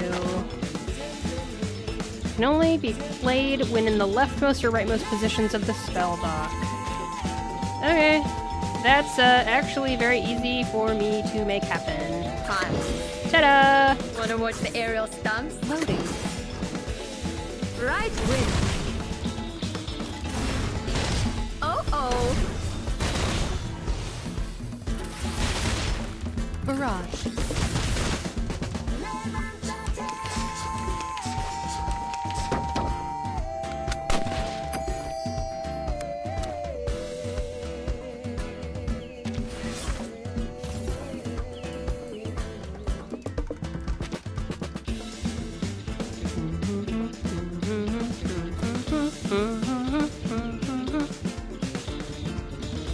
It's such good music. Sterilize. So good. Charging. Time.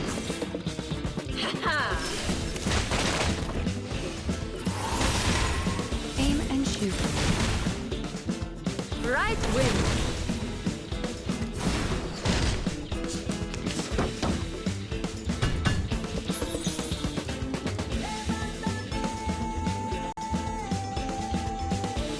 Circuits functioning properly.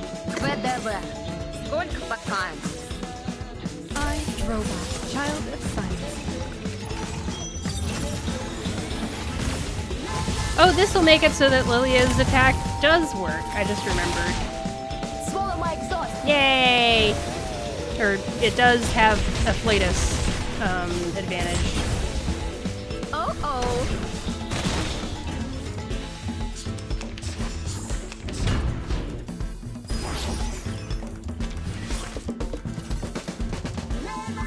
Let me just make sure that is what happened.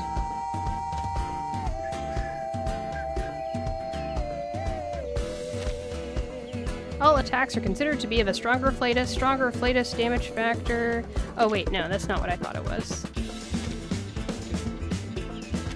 Is it in here somewhere?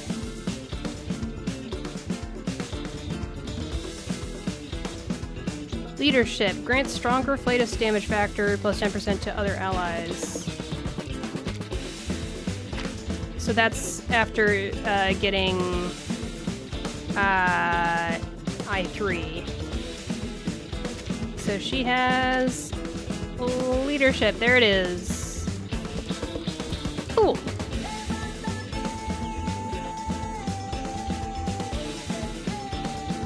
Wear gloves. Moving. Wanna watch the aerial stunts? Oh, hi. Eliminate target. The field work went smooth. I look forward to our next cooperation.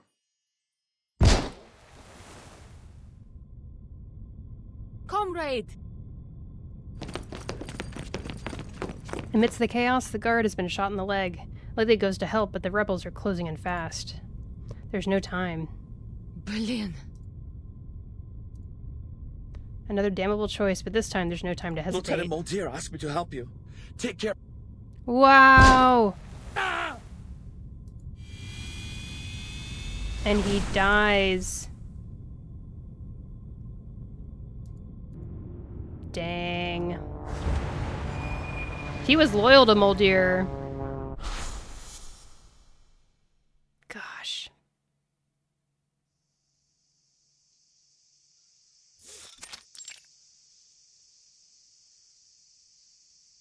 Traitors and loyalists. Under the sun, their blood glimmers just the same. It's plain to see now that their blood paints the courtyard. Kill them all. No. Recall your troops and assemble. The remaining loyalists are fleeing. There's no need to pursue them any further. Ptolemy reluctantly passes on the order. All hands, assemble. The bloodshed stops here. An unceremonious end to the battle. The rebels have formed a new kind of blood brotherhood now. Mulder, time to head to São Paulo. Forgive me for asking, Father. But what if Lopera refuses to come back? Oh, Mulder, if it's too much for you to bear, I'd be happy to go and see our dear little sister for you. No need. This is my mission. I will get her to come back. Yep. Yep. You gotta protect her. The two of them are still linked via the tracker button. There will be no alteration of the mission. Ptolemy, retrieve Kimberly. The order is non-negotiable. Ptolemy and Mordlir board their boats and head to their respective destinations.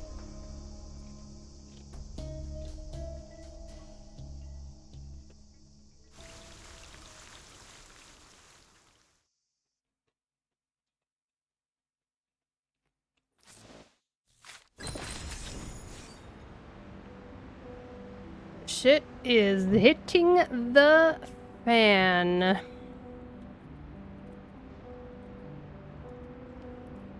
Oh boy.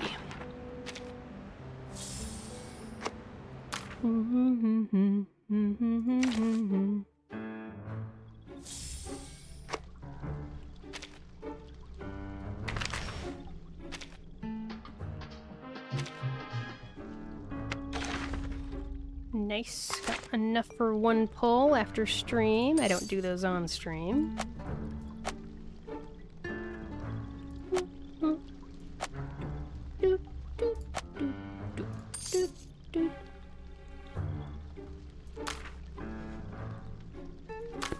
Oh boy.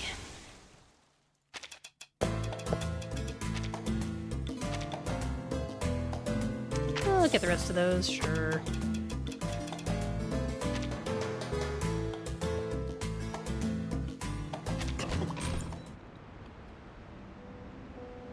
Onward, I guess. Man. It sure is a story. I need to see it all the way through to really put together my thoughts on what I think, I guess.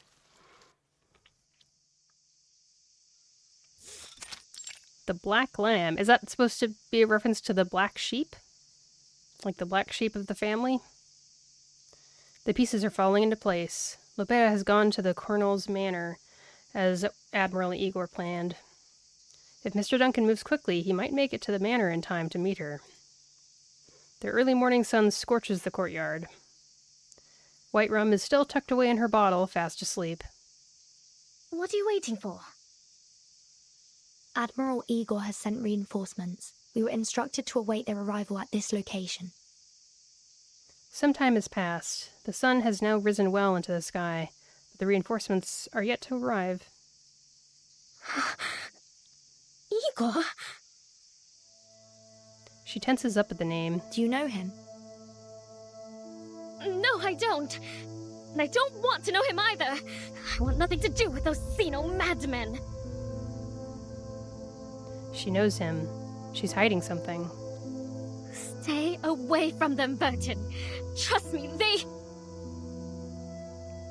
They're here. A young man with an eye patch strides into the veteran's residence, followed by a squad of soldiers, all armed to the teeth. Greetings, Timekeeper of St. Pavlov Foundation. I'm Ptolemy, the commander of Igor's Sentinel unit. Ptolemy?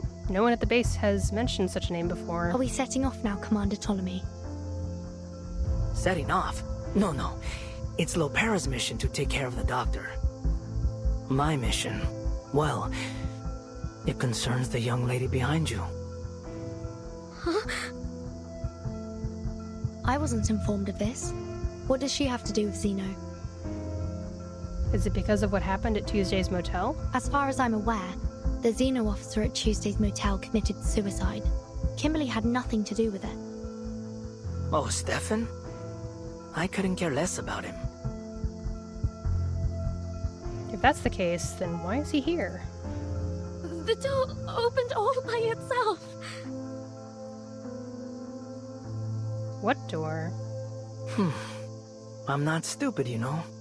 Miss Kimberly somehow escapes the base, and suddenly I find her with the Timekeeper, who I hear took a detour to a certain tower before she left. So, Timekeeper, care to explain why you helped Miss Kimberly, a member of Manus Vindictae, escape? Oh, so the captive in that tower was Miss Kimberly. She gives him no answer. Per the Admiral's orders, I will now escort you back to the base, Miss Kimberly. And please, don't make me resort to violence. No, I'm not going back there. She takes a step back, her body trembling all over. She's too frightened to run.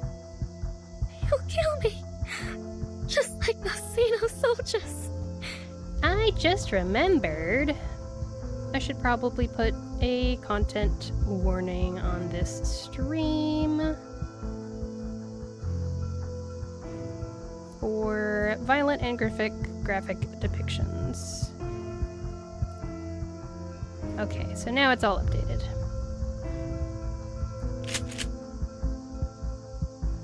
Ptolemy's soldiers raised their guns, just as the others did when they executed the deserters.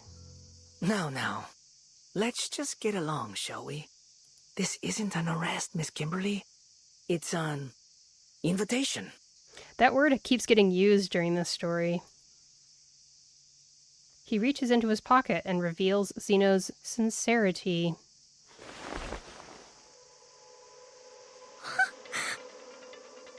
A succubus should follow her instincts.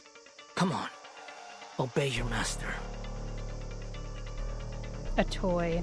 Unremarkable, even ridiculous, yet utterly terrifying to her. You know, you were close, Kimberly. You almost found it. It was hidden at Tuesday's motel, just like you thought. Stefan thought it was just a wind-up toy. What a fool. Give it back! Yes, that's the spirit. Come with me, and I'll... Don't! He's not going to give it back to you. Oh, so you'd rather stay with the Timekeeper. I guess you need a little reminder of who your real master is. Soldiers, prepare to fire! Oh boy. Onwards! Man. I bet it's great using Anjanala during these stages. That must be a lot of fun. Alright, we got some more dodging characters.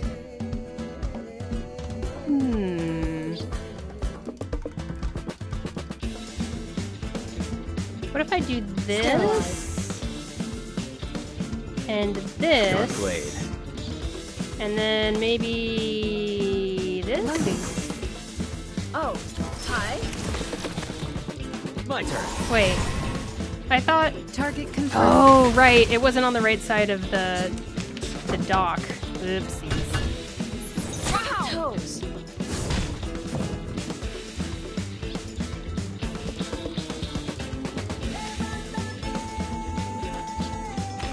I do this.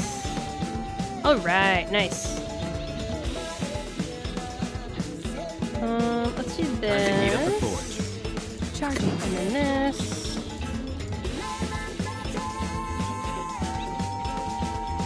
And this is fine. What'd you think about this? The light that illuminates all. Eliminate target.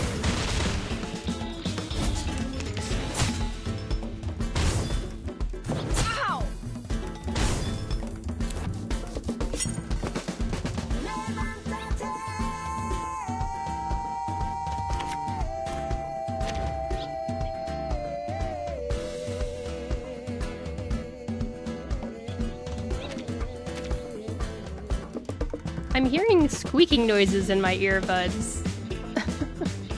They sound like the noises critters make in this game, but I don't see them on the screen anywhere. How funny. Let's do this, and then heal, and then it's charging. Nice. Freaking dumbass. Barrage.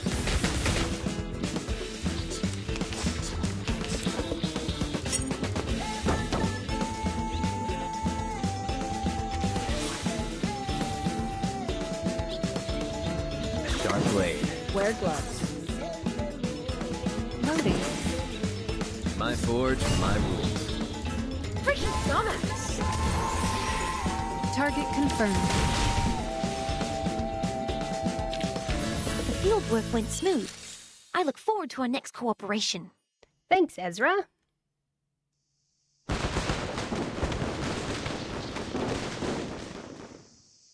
Kimberly barely moves as she struggles against the command of the seal. Meanwhile, Ptolemy and his troops have taken control of the courtyard. There's a bunch of old people living there. Jeez. Pick it up, timekeeper. He's tossed a pistol near her. I hold no grudge against you, and I'm not going to shoot an unarmed civilian. Make your choice. Take the weapon and continue to fight, or surrender. If you do surrender, I'll guarantee your freedom. But Kimberly has to come with us. She picks up the pistol. I see. So you've chosen to fight. On your feet. Go, Virgin, go! Now then, Kimberly.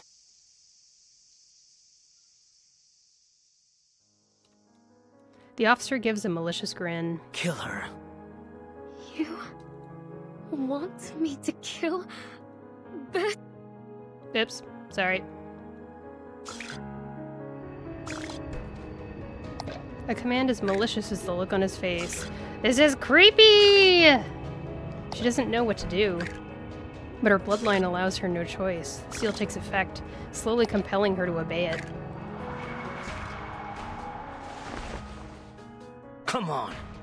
My patience has its limits. Ptolemy raises up the wind-up toy like a lighthouse beacon in a storm. You will obey me.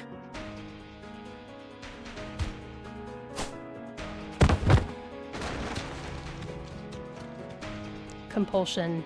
An attack so swift that there is no time to react. The succubus looms over, her eyes hollow, her beastly claw poised to strike. Ptolemy will say anything to ensure she enacts his will. Do it, demon. Your freedom for the life of a stranger. Whoa.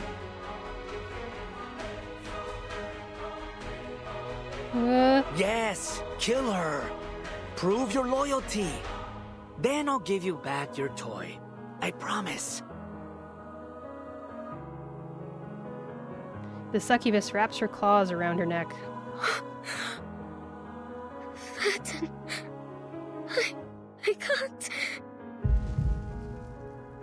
The command has taken hold of her, but still, she's wavering.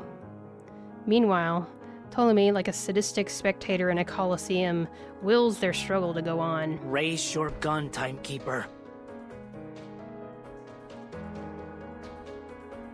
Gun. Yes, I have a gun. But breathing, strength, it's all... Aim at her and pull the trigger.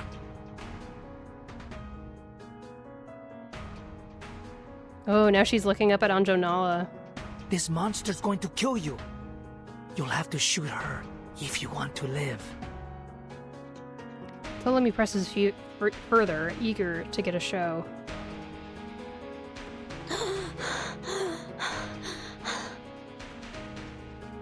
No matter how hard she resists, the succubus within her must obey.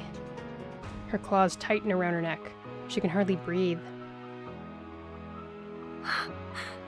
No! I don't! Her struggle is as futile as her tears. Obey your master. Her claws start to sink into her neck. Yes, give in. Just like that. Look, Kimberly. She picked up the gun. Shouldn't you kill her before she kills you?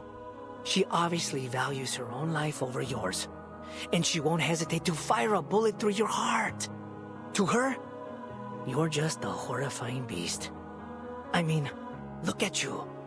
You're a succubus. A demon born to be bound to a master. Born to be controlled. His contempt is palpable. No! I don't want to! She's pleading. Tears pour down her cheeks. Please. No more orders. No more running. No more. I don't want to be like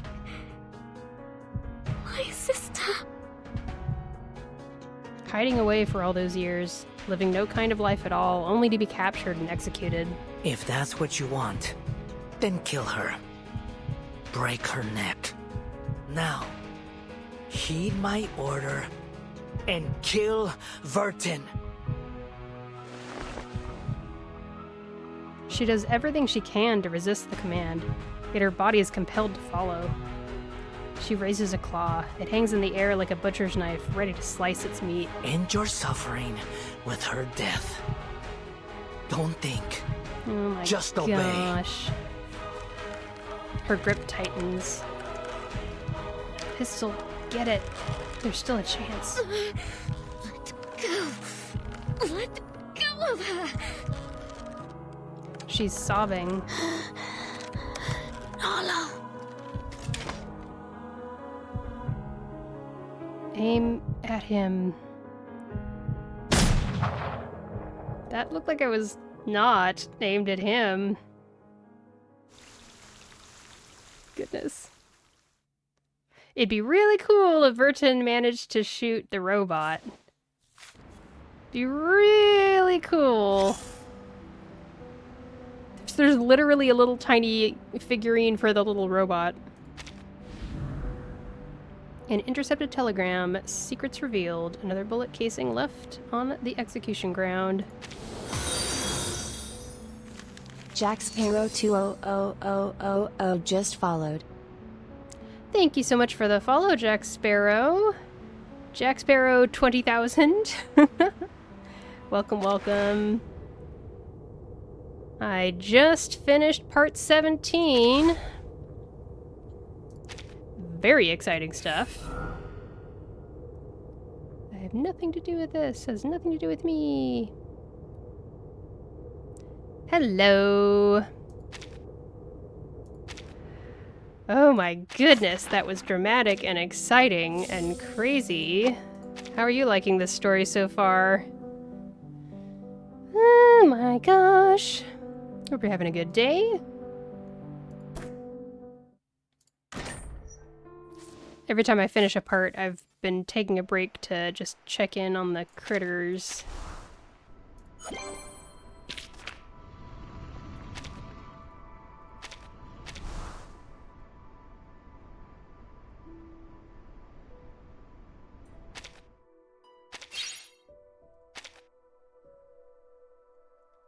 Now this has a little mark on it. I'm assuming that means... yeah, it's like there's not enough. I'll just do that. Yeah.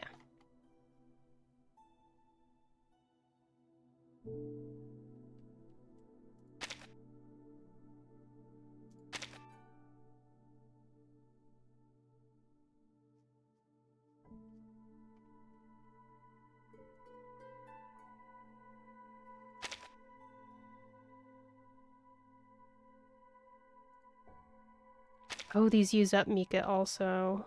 I just realized.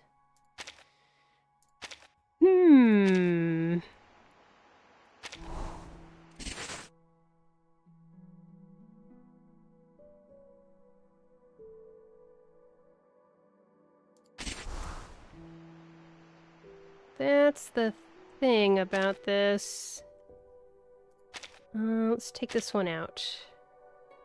And then I guess we could put that one in next.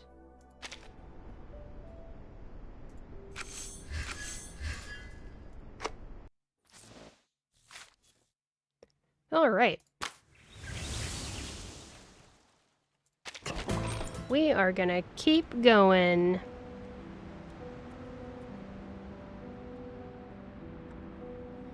I'm just making a note in chat so when people tune in, they know where I am in the story. Ah, they're lying down. No! Vertin! Anjonala!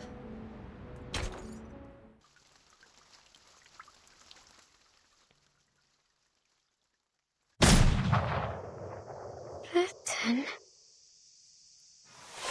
The bullet flies from the barrel, trailing a long white streak through the air. Yes! It pierces the wind-up toy in Ptolemy's hand, the tool of Nala's subjugation, that thing that she had so desperately sought, so desperately run away from. It's destroyed. Oh! Wow. Vertin is, like, actually a badass. Like, even more than we already knew. Its power is lost. Its controlling force vanquished by the bullet. How dare you! I mean, why did you not consider that? Literally. Did you think Vertin was a bad shot? Or she wouldn't get lucky enough? I mean, it's hard to fire a gun while you're being strangled, I'm sure, but... dang, Vertin. Total badass. Nala releases her throat.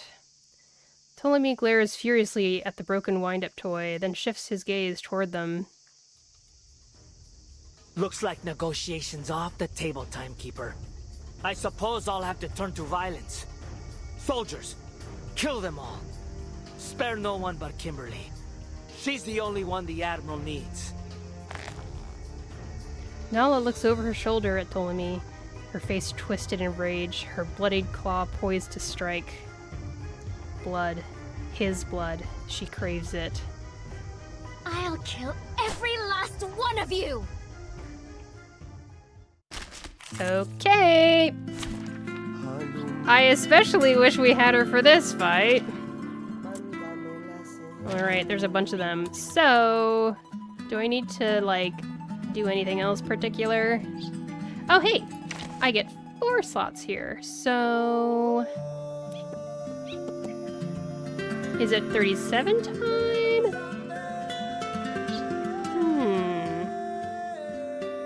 I could use Lilia. bring out all of the DPS.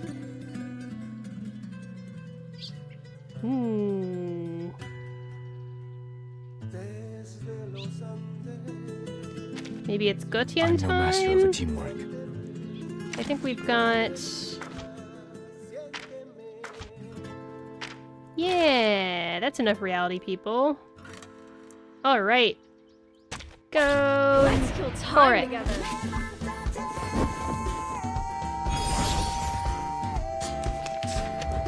Pay attention to the explosive trap in the spell doc. And it didn't even let me read it that closely. What did that say? Goodness gracious. Is this game free-to-play friendly? I mean, I don't think that's the right question to ask. It's more like, it's a free-to-play gacha game, so it's got all the same stuff, you know? It's got all the same traps and whatnot that any free-to-play gacha would have. They want you to buy skins and all that stuff. Music for speed. It all comes down to just, I don't know.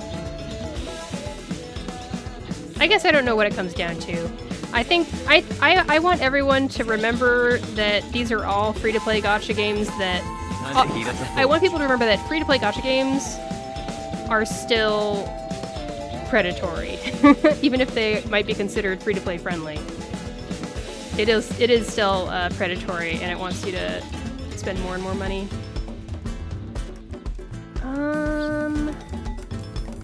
The bones will tell. Loading. Careful. It really comes down to your luck, obviously. The light that illuminates all.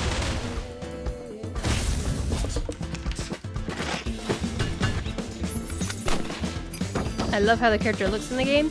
Yeah! I think the character designs are so nice. I love that there's a wide variety of character designs. As you can see, I have this character on the right who's literally a birdman, which is something you would never get in some other gacha games where they're all just a bunch of anime girls and that's it. In my opinion. Confrontation was never to my liking.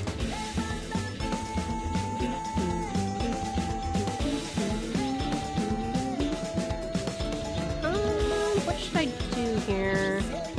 Wear gloves. Charging. Loading. The Bagua drown on the sign brick never warns about I its think changes. the sprites that are used in the combat look great. I also think that the actual character illustration that you see in your character menu, those look really good. I like how they look in the story themselves when they're talking and there's dialogue. I like those portraits a lot. I like the live 2D animation in the story. I think it looks really nice. And it works well with the variety of character designs. Let's see.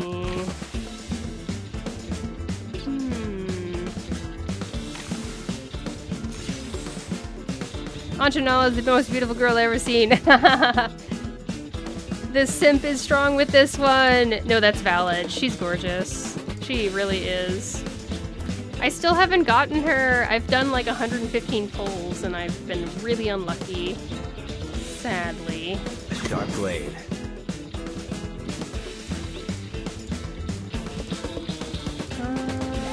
Music for speed.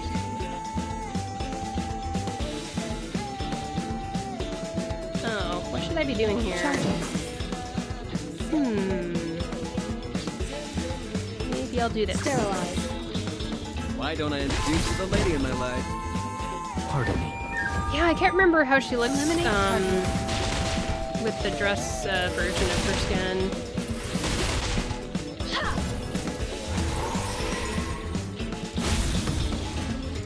I think it looks good with the horns and everything. That's cool. Oh, this is what they were talking about. There's whatever that thing is. Ah, I've got so many cards that are like this. I guess I have to use them. After being detonated by an enemy incantation, all allies take Genesis damage. This incantation disappears after being played, but still consumes 1 AP. Wow. So I can either use AP to get rid of it, or take Genesis damage from the enemy. Okay. Oof.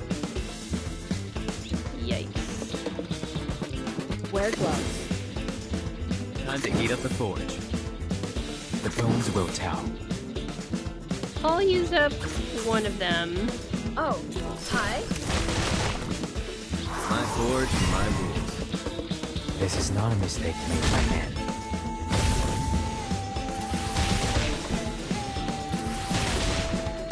Yes!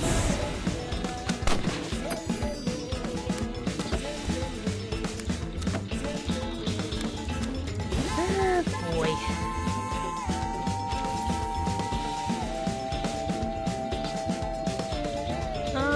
Okay, now what?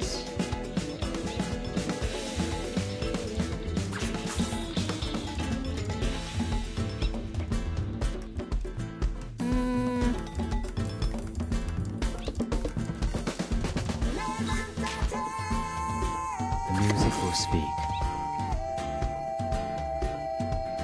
Something like that? Careful. Barrage.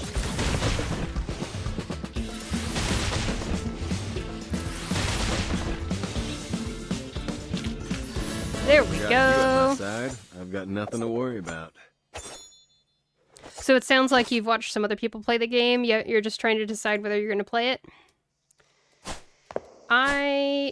I've been playing the game for like a year and 3 months or something, and I've had a great time.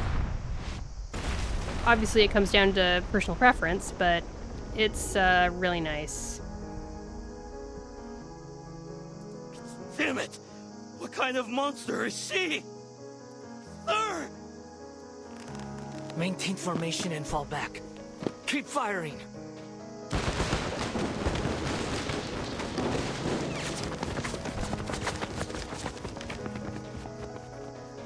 Ptolemy's troops are only equipped with standard military gear. No devices to capture Arcanus, no heavy firepower. Go to hell! I really like her voice actor too. The voice acting for this game is great.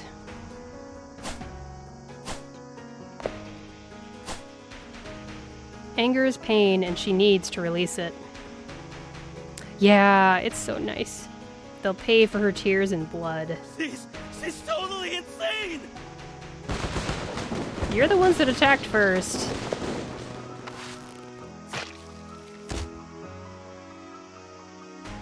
Kimberly grabs a rifle and smashes the stock into a fallen soldier's face.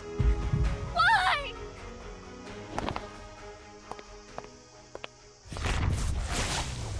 Whoa! Oh, I know this violin piece. First claws, then teeth. Tearing, biting. Slashing stomachs, ripping out throats. Like a wild cat pouncing on a sparrow. Yeah, that looked like the face that you see in her ult. The Xeno soldiers fought bravely. Had they not been enemies, they might have been excellent allies. Their loyalty to each other outweighed their fear of the enemy. Retreat!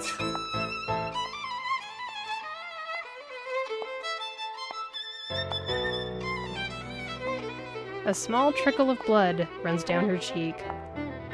This violin concerto in the background is distracting me. I know this piece. I think it might be Rachmaninoff.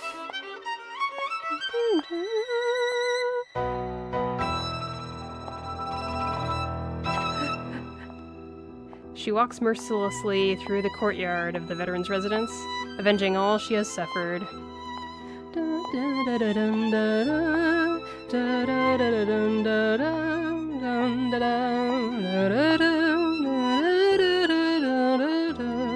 I think I might have ID'd that right. I think that might be Rachmaninoff's violin concerto.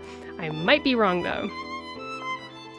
I know that I loved the melody and I wish I could have played it back in the day, but it's kind of really difficult, as you can tell from this part, when it gets really fast. The enemy starts to retreat, or rather, flee, with the dignity of a soldier.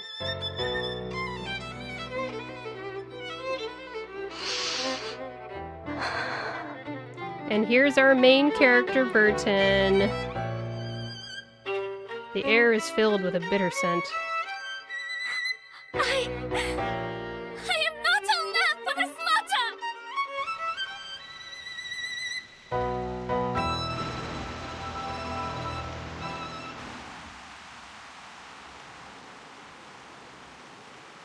Wow, that was perfectly timed. The rain comes suddenly, washing away the blood spilled in the courtyard. I'm going all in for this unit. Yes! It sounds like everyone agrees that she's a really, really strong unit, that she's worth using your pulls for her. But, yeah. The nice thing about this game is that you know, I mean, most free-to-play role-playing games are like this, where you can beat all of the main content with any of the, you know, the rate-up units, you know, like the... In this game, it's 6-star characters. In other games, it's 5-star, or whatever. You know, SS, whatever. It is also nice that... I mean, even the endgame content, I feel like you're able to get a decent amount of rewards, even if you can't complete the endgame content.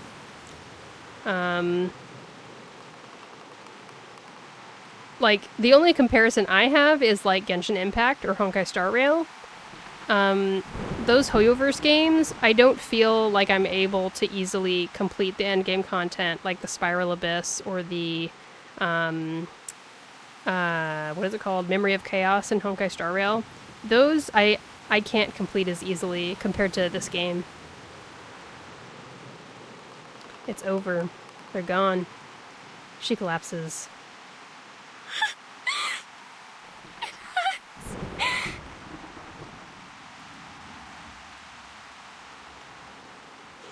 I don't play WoWa, nope. I only have enough time for so many games.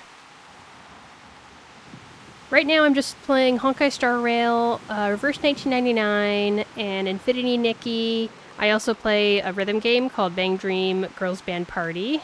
Yeah.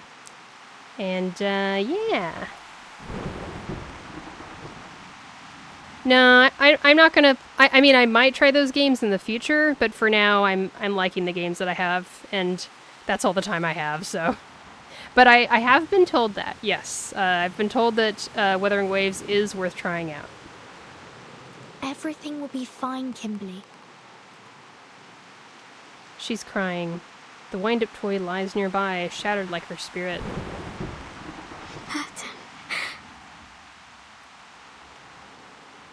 She spreads her hands and gazes blankly at the sky. I'm here. It's okay. You're going to be all right. The marigolds in the courtyard are stained with blood. The place is a mess. Mame Mariana's cat's den has been blown to pieces. Perhaps she'll make a new one. You're no longer bound by anyone. No contract, no seal. The wind-up toy's been destroyed. It's been shattered into pieces. You're free, Kimberly. You don't have to take orders from anyone anymore. Kimberly doesn't have to take orders? I hope they show Anja with dress in her story. Yeah, maybe. Like, it has happened before. I remember that he sold, I think we got to see how she looked with her trained up illustration and skin. It doesn't always happen, though. Nala doesn't have to take orders. She repeats her words as if she's drowning, and they're the only pieces of driftwood to cling to. Come. The rain subsides. And the sun shines again. If you've got nowhere else to go, you can come to the Foundation with me if you like. I'll let them know you risk your life to protect me from the Xeno rebels. Anyway, the choice is yours. Nola breathes heavily. I can choose. What were the choices? Oh, you can come to the Foundation if you want. Her confusion matches her pain. Yes, whatever you want. No one can control you anymore. You belong to no master, only yourself. Belong to myself. She looks down. She's covered in blood, like a newborn baby. Like when my sister died. The first time I left home. Like when I fled to Sao Paulo during the war.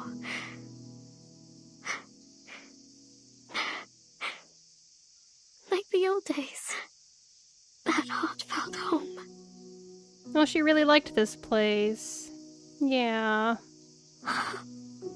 Makes sense. Real, yet distant memories. To her, it's as if those times have been rolled in the sweet nectar of happiness. For a moment, she almost forgets why she's been running all this time. Yes, no longer reliant on or under the control of anyone. Just think about who you are, what you want. And enjoy your new life, Nala, starting today.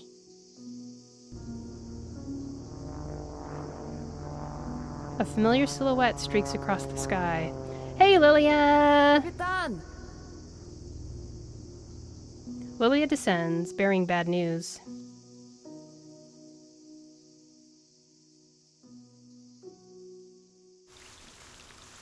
Oh, boy. All right. Officially redeemed Anjo Nala. An ugly little wind-up figure and nothing more.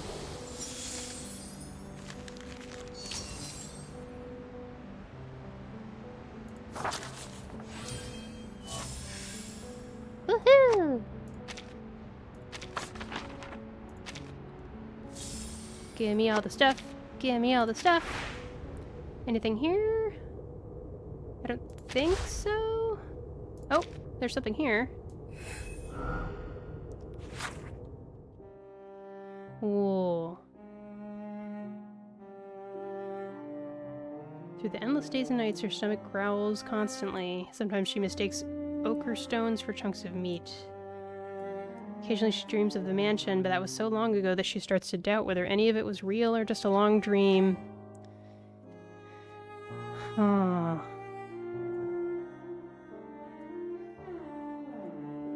Her memories have become a collapsed ruin, past faces shattered, experiences peeling away like old paint.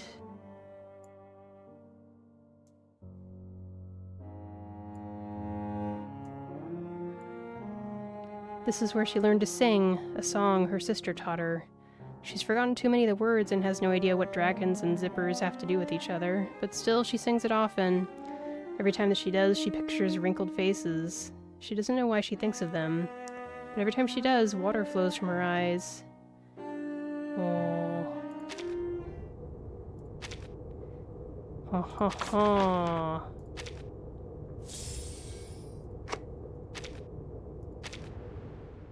So it's like she got her memory back of that place. Wow.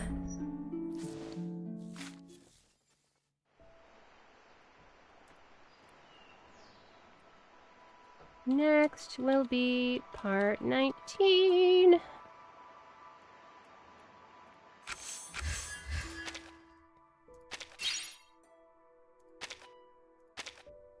And we are super duper out of stuff here. Oh, you know what? Well, okay. We've got a 6-star at the processing hub here. And we've got a 6-star over here. I wonder who's better.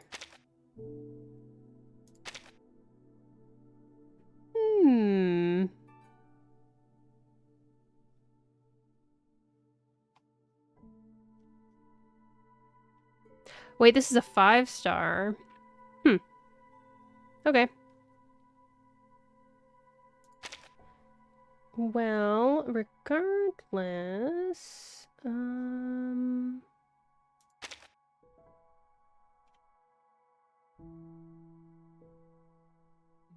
why does it look like this carbuncle has better stats than this splinter cat? Higher efficiency, the same amount of mood consumption. Interesting.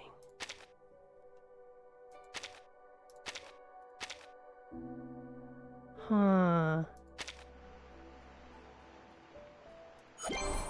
Thanks.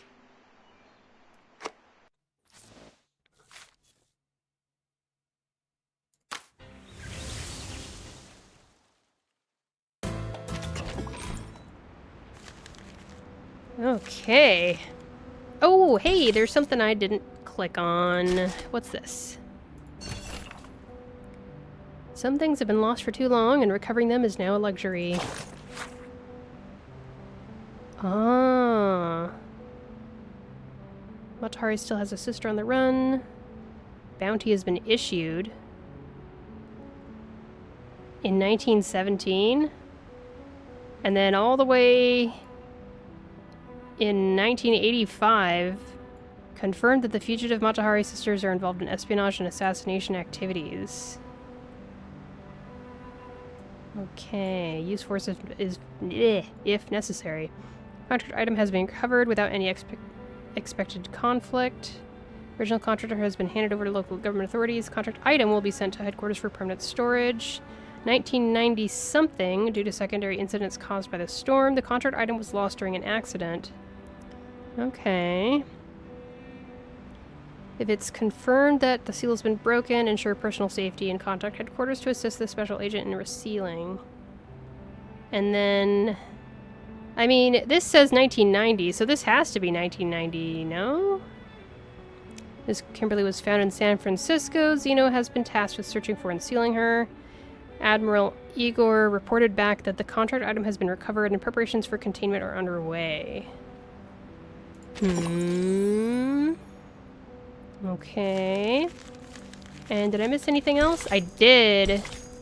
There's one here. Oh. He needs counseling, and whoever counsels him will also need it too. Wait, which part was this? Boto Corderosa. What happened during that? This was at the beginning of the stream.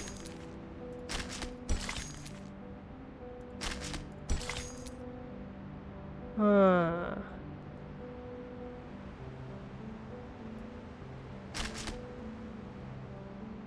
I wish I'd noticed it sooner. Oh well.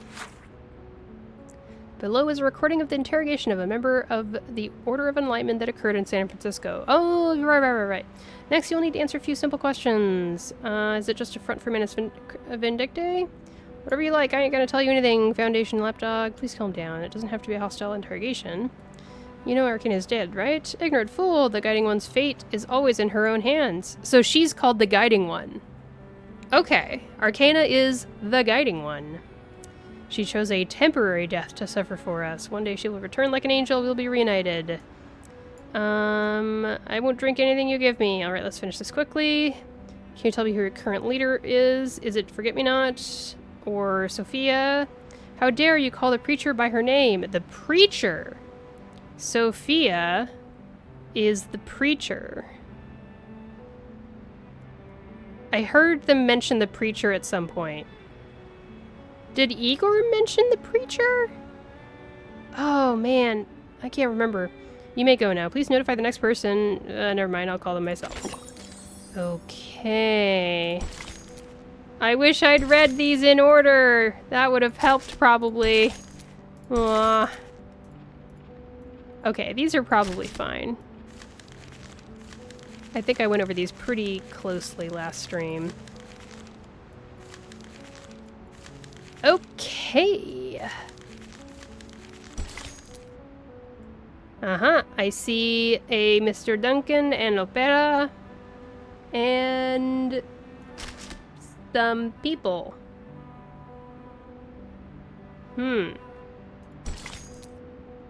Okay. Here we go.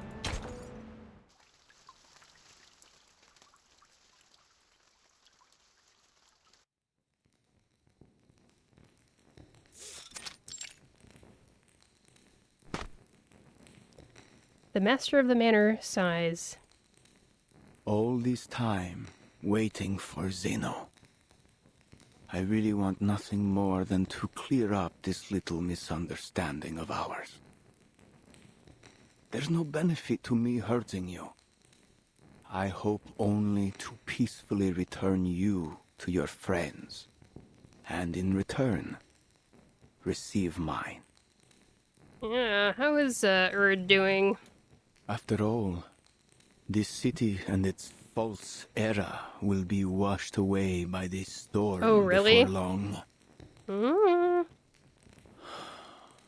Those poor unbelievers. We were all once like them. Yet to realize that we are children bathed in the light of the divine. One day, they will turn from darkness to light. Just like our Xeno friends did not long ago. The apostates, however, they who have abandoned our faith, they must die. The apostates. Heretics and oathbreakers, the most detestable of all. I'm still curious, you know, about who attacked the manor. Who disturbed the meeting between the Apostles' Brotherhood and the messenger of the great Manus Vindictae? What are we talking about? Who came here? He kicks a small stone at his feet. And took away my people. What are you doing to her? The potion has locked the blind doctor's throat. She cannot speak. Jeez! It worked on me. I couldn't speak for a second. What the heck? What in the... I wouldn't be surprised if Marcando's already messed things up in the favela. But... Oh, you don't think he's much? He turns his back to the doctor. As long as he continues to recruit young arcanists, it doesn't matter. People like him are useful. Tools to be used to our benefit until they're lost to this storm. Yes, we know you're very evil. Isn't that also how Zeno uses their soldiers, Doctor? True! As currency to be spent and lost? He's not lying. A chip may roll away from the gambling table, but it will only find itself at another. All the world's a casino, and all the men and women merely chips. We have no choice but to take our place at the table. I know, like these people that were probably at Xeno before are now going to the Manus Vindictae side, and they're just going to be treated the same way.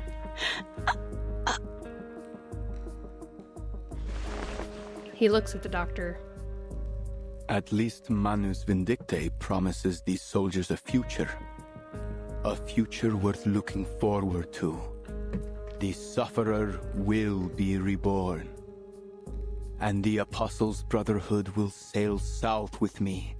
We will become followers of the Sufferer, undertake their trials, and their grace will be bestowed upon us.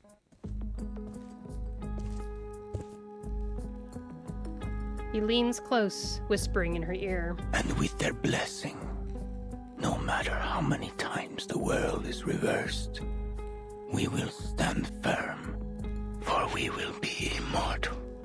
Yesterday is within our reach, dear lady. Even though he's super cliche as a villain, he's got a great actor. Great voice actor.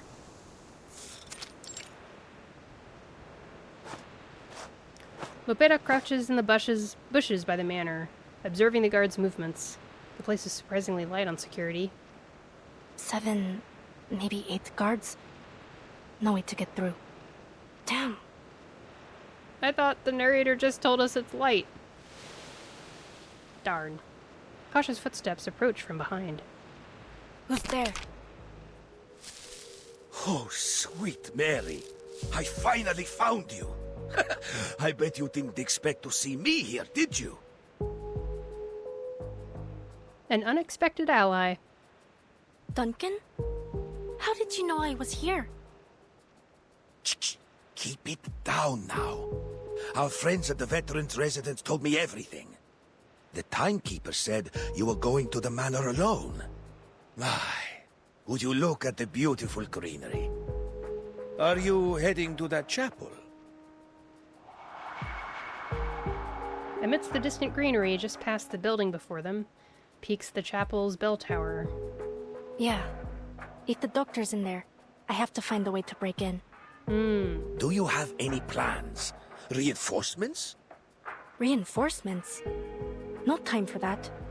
Just watch. I can handle this myself. She has no idea. The path to the chapel is well within the sights of the patrolling guards. Unless you dare to join me, old-timer. The old veteran answers with action. He lowers his sunglasses and lifts his blowpipe. Give me a few darts. Okay, here's the plan. You lure the guards away, and I'll check inside the chapel. She tilts her crucible and, in the flame of an arcane skill, produces a few poisoned darts. She hands them to the old man. Oh yeah, her arcane skill in the game is like she can create bullets for her teammates. So that's great. When I take my shot, I'll head that way. You stay hidden in the woods and make your way to the other side. He crouches, aiming at an unfortunate guard's neck. The guard drops instantly. Dang! Intruder! Over there!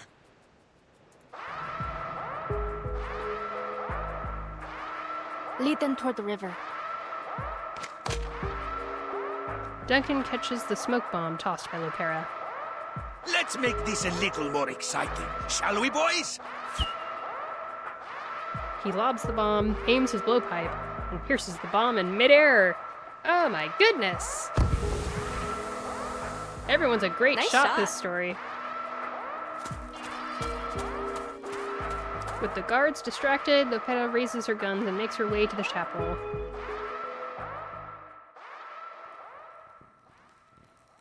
Ah.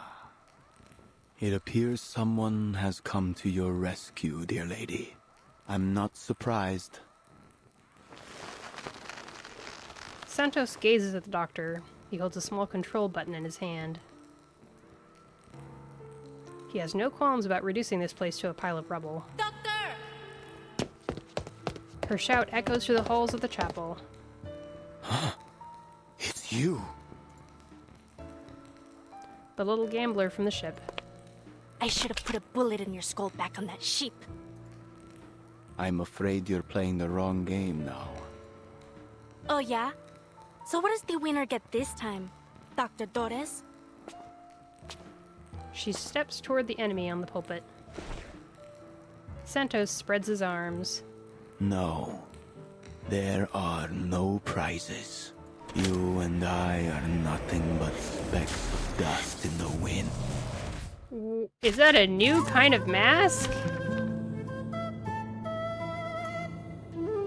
Huh?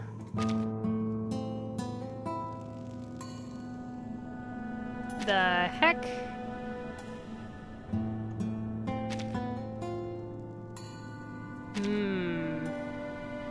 Okay, there's some craziness going on here. What? What? What? Huh? He has a list of all the resistances. What is this? What is this? What is this? Depleted ammunition. Okay.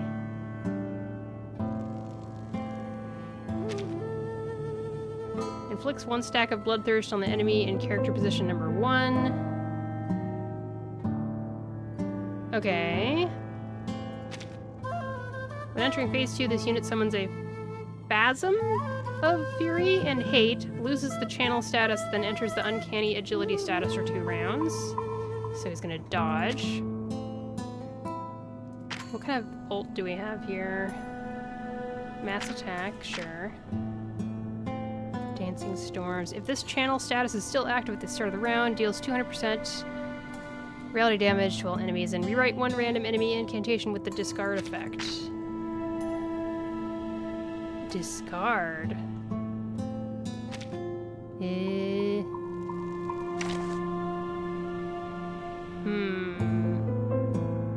I feel like finding the best possible healer for some reason.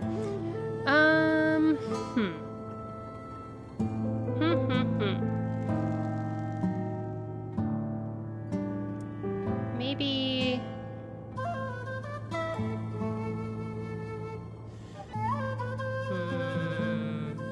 I don't know.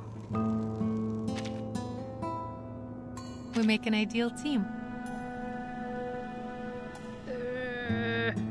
I don't know. Are you seeking my service? Something like that.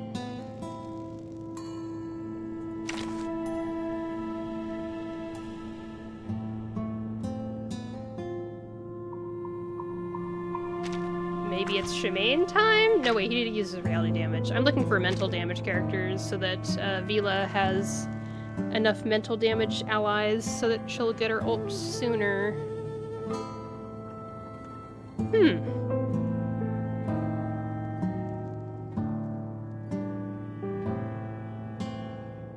There's just not that many when it comes down to it. Pickles? Maybe? Would that be really silly? We could just give this a go and see what happens. Ooh. Wow. It was you, wasn't it? You came to this sacred place and attacked my people. Yeah, and I'm ready for round 2. And this time, you won't be leaving with your life. Fate has brought us together this day, just as it brought you victory in that bed. Duty lies with you. Okay. Oh, she's helping us out. At the start of the round, rewrite 2 random incantations to precision. So... wait.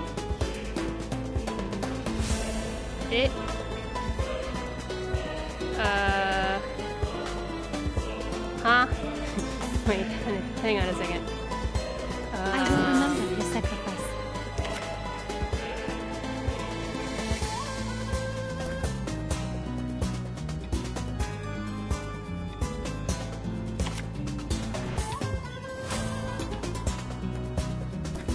I'm gonna save that for when I need it.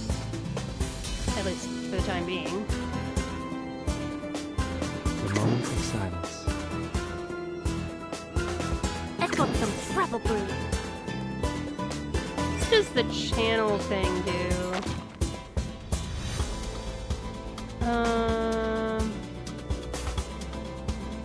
Oh, you need to keep the channel active for 7 rounds? Okay.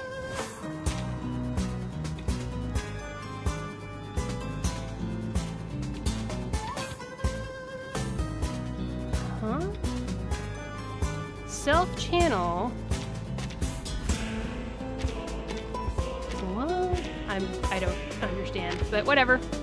At the end of the round, gain Moxie +1. Neat. What's your ult like? Mass buff. Reduces the duration of channel status on all allies by 7 rounds. Reduces duration. I don't understand. I guess we'll see once things start actually happening. Keep up the pace. Till the torch is lit. My crucible really has a mind of its own.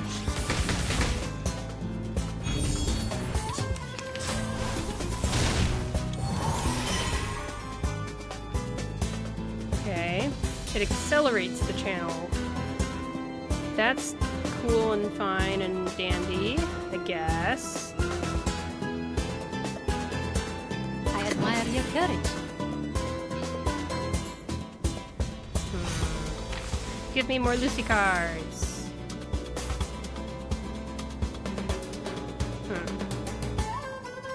But I also want a heal card. Oh well. I'll just move this around, and that way I can keep it. So it says if the channel status is still active after 7 rounds, it does the thing. So don't I want it to take 7 rounds? Maybe not. Maybe I just use this, and it's a good thing actually, or something. And I'm gonna use this because I want to use this.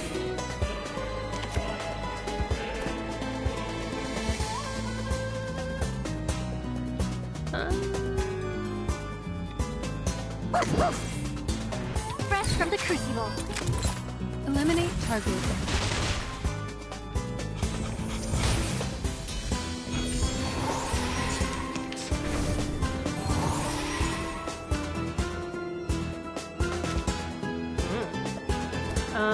And now, what does it say?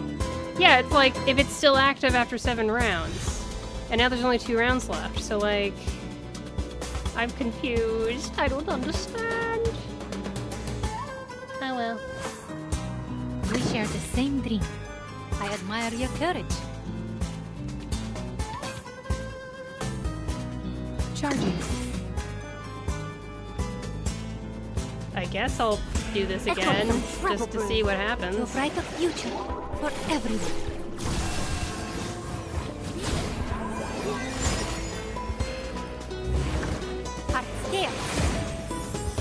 Faraday's miracle.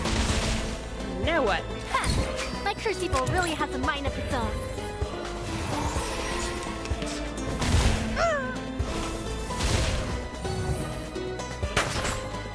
Okay, I guess it did the thing. It makes it so that you get the thing to happen in less than 7 rounds. That's what it's talking about. I feel like the way it's written is a little odd.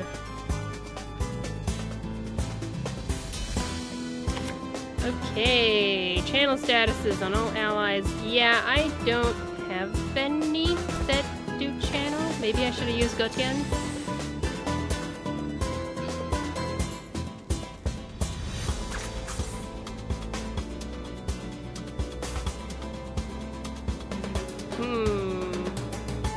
Hang on, I'm gonna do this again. Shuffle! She's the only one that has a... Dang it! That was a waste. A waste and a half. Oh, is this gonna disappear once I use it? Or I'm gonna use it and then it's gonna make me get rid of a card? I'll leave it there for now. I don't actually need it anyway. The moment of utterance. Loading. Ready? Aim. I'll just use that.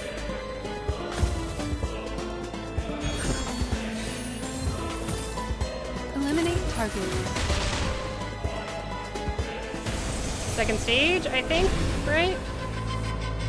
Okay. What is that? Ooh.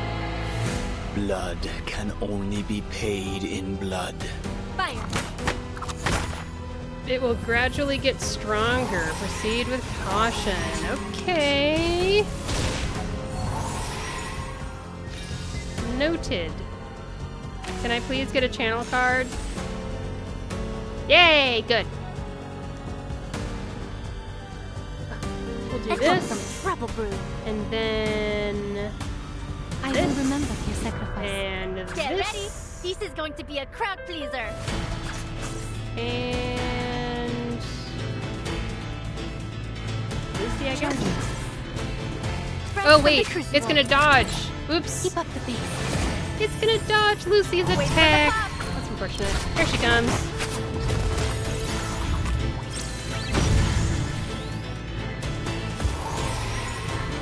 Target confirmed. Oh, we all have uncanny thingy that lets us dodge. Neat! Just try us. Oh. Okay, whatever.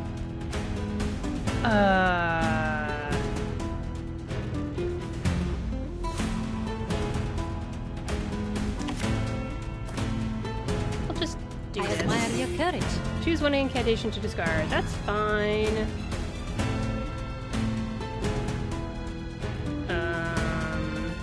This one? I guess?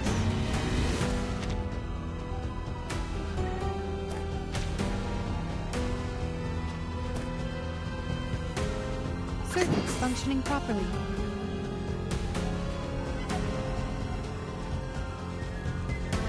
The music is so creepy sounding. It almost sounds like there's music playing outside of my headphones. The moment of silence. There sure is a good reason that they tell you.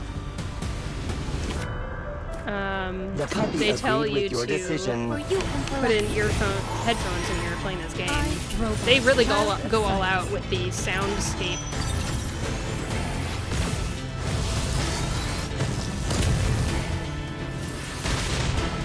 Benefit from reading. Okay. I think we win? Maybe? Not quite? Shell. Damage. Ouch. Owie! But we got it here. We got it this turn. Whatever. I mean, I do want to heal a lot, but this is a little overkill. That's a lot. Time whatever. comes to speak of truth. A moment of utterance. I will remember your sacrifice. The scale of your soul has tilted. The balance needs to be restored. And it is blood and gold that stain this land. I'm tired of playing this game of prayers. And I've had quite enough of you, little gambler. Yay! Keep going. For our dream, comrade. The monster behind him kind of looked like it was made of ash, you know? There's a lot of ash imagery in this event, I guess. Guns emptied, Lopera drops her revolver and charges at her opponent with nothing but her fists. Looks like I win again. You still don't know what your father has done! She kicks the weakened Santos to the ground, pinning him by the throat, her fist poised. Yes. Yes. You won this round. He lies among the rubble, blood trickling from his mouth, smiling as Lopera's fist hovers above him. But I'm afraid there won't be a table left to play the next. So long, little gambler. What? Perhaps it's time you paid a little more attention to your friend. No! Oh my gosh! He presses the button in his hand. After a loud bang, the chapel starts to crumble. In Lopera's moment of distraction, Santos kicks her away. He vanishes amid the chaos of the explosion. Now there is no one but Lopera, the doctor, and a building that's about to crush them both. Mierda! She grits her teeth and runs to the pulpit, freeing the bound doctor. She tries to speak, but the effects of the potion still hold her throat in a tight grip. We need Sotheby! We can talk after we get out of here. She hoists the doctor onto her back and carries her through the falling debris. Epic! Oh boy, oh boy.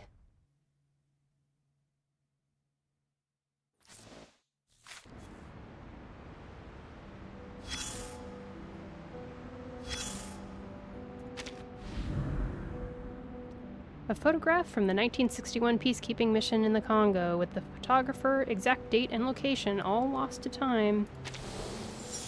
Okay. And what else have we got? This book isn't history text, but the change in writing style suggests that there was a change in authors. A lost codex. There's numbers. 5. They are greedy, they are cruel, they want us to slaughter their own people, so we stand up. 6. We aspire to kindness and mercy. For this, we must sit at the round table of kings and cardinals. It's almost like verse numbers. Yeah, that's what it reminds me of. 65. When the sufferers sent by heaven come, they will, under the guidance of angels, suffer for the people, and the springs will cleanse them of their sins, thus heaven will arrive. And then 589. Let those willing to be redeemed join us. Let those unwilling to be crushed by crumbling stone. Be loyal to your kin, protect the interests of your kin, and say nothing to mankind. Respect your elders, for their wisdom far exceeds yours. And then later, 605, making the shaping of order your lifelong work and never cease. They have a Bible?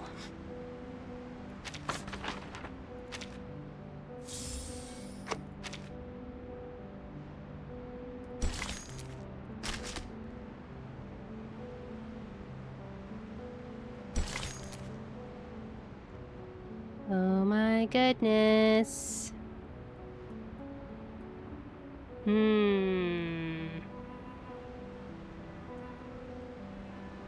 Well...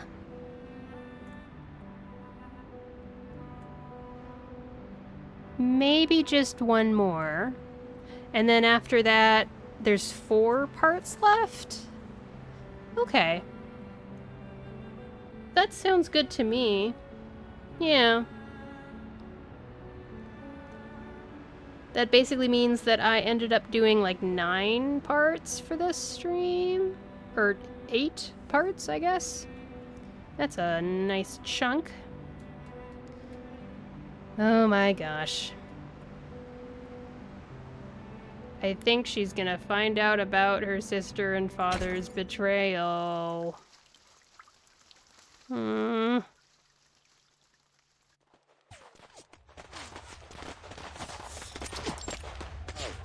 Colonel's Manor. Eliminate all hostiles. Yep, there she is. Find Lopera and Dr. Doris.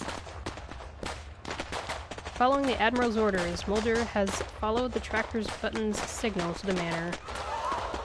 But she has arrived too late. What remains of the Brotherhood have no desire to fight.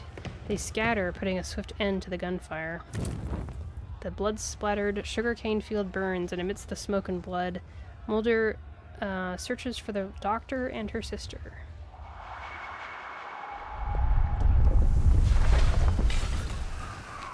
Just as the chapel collapses, Lopera makes it through the front door. Huh? Where have the Brotherhood guards gone? Neither Duncan nor the Brotherhood guards greet her. Molly! Okay, here we go. Tara, thank goodness this tracker button still works. What happened in the chapel? I had the fight with Santos, but he got away. Weren't you supposed to go to the veterans' residence? She flashes a brief, bittersweet smile. This is still a victory, albeit an imperfect one. Rescuing the doctor is our top priority now.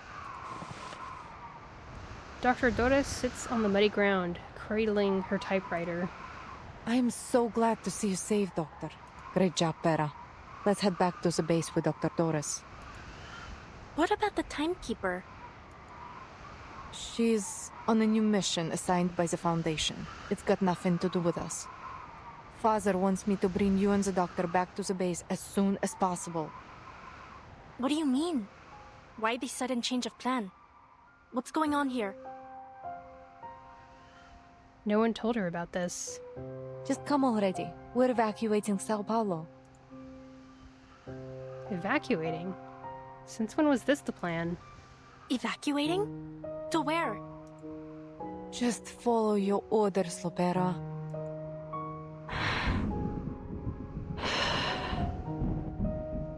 The Admiral sent me to pick you up. Then why didn't he tell me any of this? I don't know. I'm sure he has his reasons. In her hurry, she presents a reason her sister cannot argue with. Recognizing her hastiness, Muldir sighs. Fine. We're heading south. To Tierra del Fuego. They've made preparations for us. Come on, Pera. Come with us. You, me, Father, Telimei, everyone. We'll all be there. Everyone? Why didn't anyone tell me about this? Because... Pera, you can ask questions later. We don't have much time. Lupera knocks away her sister's extended hand, taking 2 steps back. No. Why are we going to Tierra del Fuego? And why are we running out of time? What are you planning to do? Who's waiting for you in Tierra del Fuego? She grips the revolver on her side. She hesitates, fear and confusion flashing across her face. Her gun is safe. Her gun is reliable. As long as she holds it, she won't be hurt. She pulls it from its holster and slowly raises the barrel to her sister. With a final crash of thunder, rain starts to pour. Who's behind all this? That jerk Ptolemy? No. Father gave these orders. Mulder unbuckles her holster, reaching for her own gun. Don't move! Come on, Lopera. Lower your gun. You too! Why are you getting yours out? The handgun slips from its holster and falls to the ground.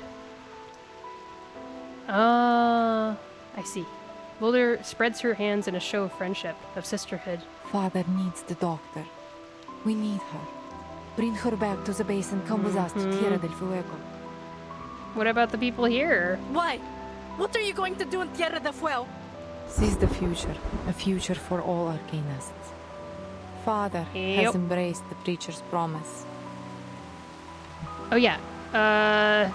The preacher is Sophia! So the parts after this, we're probably going to see Sophia. I just remembered she was in the trailer. Manus Vindicte. A betrayal she had never imagined. No. My family are not traitors. Not in the past. Not now. Not ever.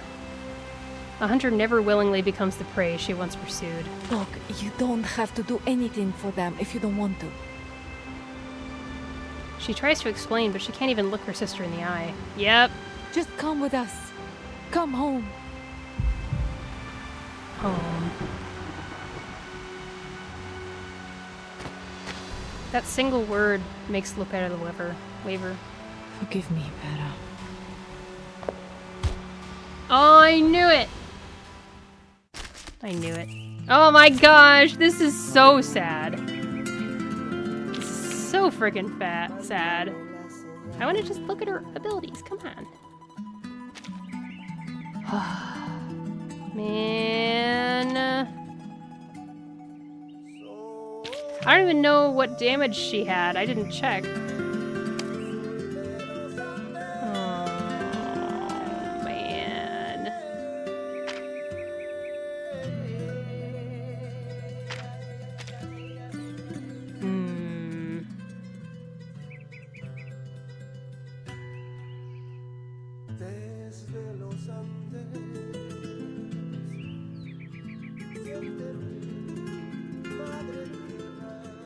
Well, here we go.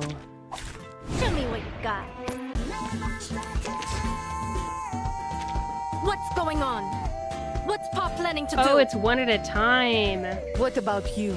Are you going to kill Father and me? Like you did I those brought traitors? Vila. She can't do anything. Ay, ay, ay. ready? Aim. Fresh from the crucible. Drop your weapon, Pera. It's time to come home. Why didn't Pa tell me his plan? He doesn't trust me, does he? Did you come here to take me home? Yes. You're lying, Molly.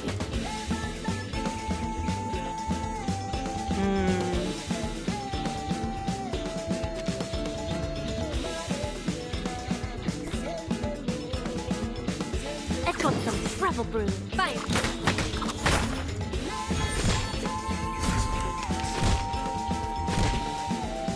Enough is enough, Terra. You're wasting our time. You mean the time for your scheme? Taking the doctor back is more important than me, right? No.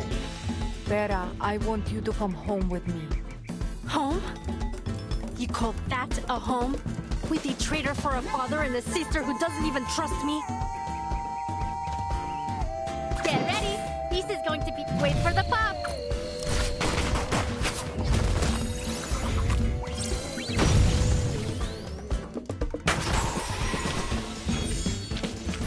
Warning. Didn't even warning. need the rest of the team. The puppy is fleeing the scene at its maximum speed.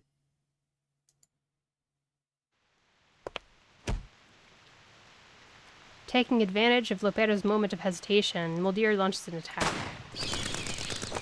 As they wrestle, Lopera pulls the trigger, the bullet shooting into the sky and startling a flock of birds. Finally, Muldir wrestles the gun from Lopera's hand and knocks her to the ground. She lies there, winded and in pain. Why is he doing this? The pain is the least of her problems. She simply can't understand how things have ended up this way. For the good of us all, Terra, consider your mission complete. I'll take over from here. Thank you for your service, Comrade Lopera. Jerk! Several Xeno soldiers returning from their sweep of the manor arrive at the lieutenant's side. What's going on? I'll handle this. Take the blind lady and retreat. Make sure she's safe. The doctor offers no resistance, weakly surrendering to fate as she's taken once again. Muldir looks down at her fallen sister, her gaze cold. I am sorry it has to end this way. She raises her gun, aiming at her cherished sister. F you! Farewell, Terra. I'll fake. I'll fake. You're like so... It's so cowardly. She's like, oh, I'm gonna tell my soldier to help Lilia escape so I can, have a, good conscience at least. But you're willing to do this. Oh, fake.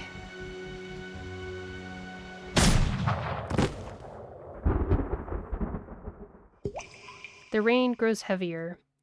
Lopera's soaked body lies in the mud. Did she do it herself? Did she do it to herself? Has something gone wrong? I wonder if she turned her gun back at herself, maybe. I'm glad I put a warning on this stream. Wait a minute. What's going on here? He pauses at the echoing of the gunshot and scans his surroundings. Xeno soldiers. What are they doing here? For some reason, I thought that Mr. Duncan knew that something was going on with Xeno's stuff, and that's why he chose that moment to infiltrate the Manus Vindictae and the Brotherhood and whatever. But I guess he didn't know about it. It was just a coincidence that it happened at the same time. As an experienced soldier, he knows not to act rashly. In the distance, a young female officer leads the soldiers and Dr. Doros away, but there's no sign of Lopera. Oh, no, she didn't turn her gun on herself. So then what happened? That's the doctor, isn't it? Why isn't Lopera with them?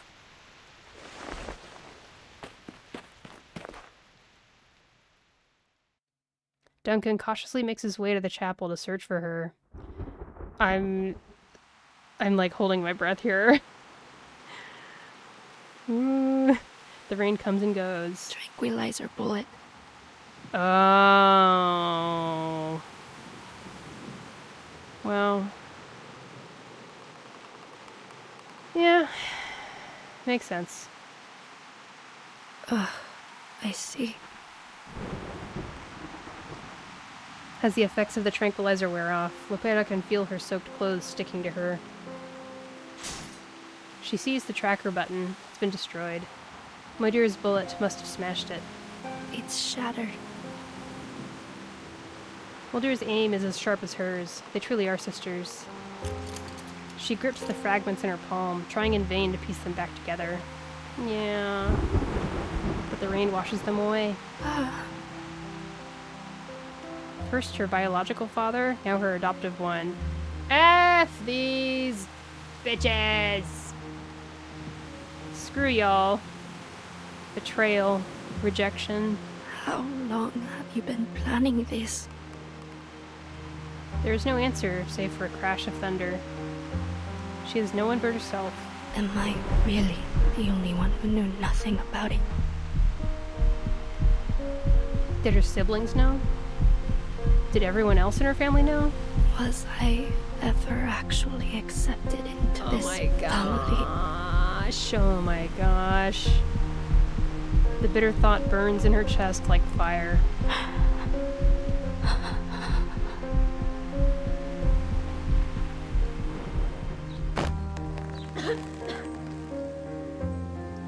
She forces herself up, her arms shaking as she heaves her body upright. Tears, rain, they both become one. I have to tell the timekeeper. Mierda! Crap. She pounds the ground, splattering her fist with mud. From the shadows of the trees, a familiar figure emerges. It's Duncan. He's running over to her. Lopera! Finally, some good news. Duncan, you're okay. We have to hurry. She tries to stand, but her legs give way, and she collapses again. What happened? Why did your men leave you here all alone? He supports the weakened Lopera. She gives him a sad smile. Hurry back to the residence. It's Igor. He...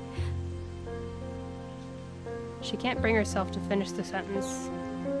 The sky clears, and the heat of the blazing sun washes over them once more.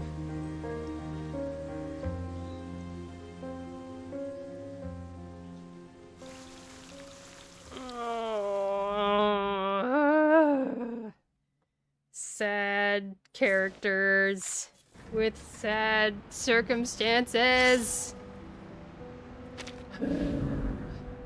A pair of long-barreled revolvers that once accompanied sisters through countless afternoons at the shooting range, or rather, former sisters. Oh my gosh.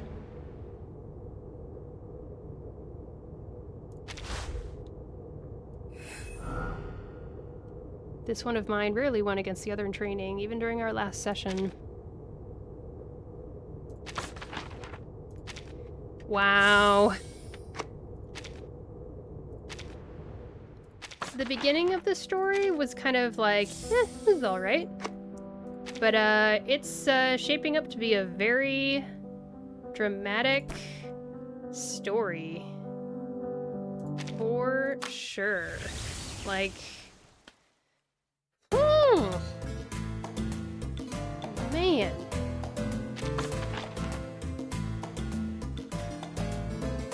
Yep. Oh, I guess there is one more fight. I'm sorry, I do have to stop and, like, get dinner situated. I mean... Okay.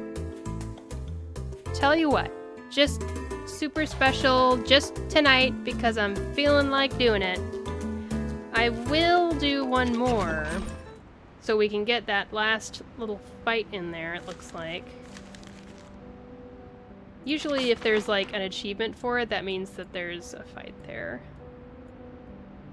Yeah, there's a hard mode version of it, so yeah. So what I'm gonna do is I'm gonna just take a quick break so that I can go downstairs and start preheating the oven for my pizza for dinner. So just sit tight. I'll be back very shortly.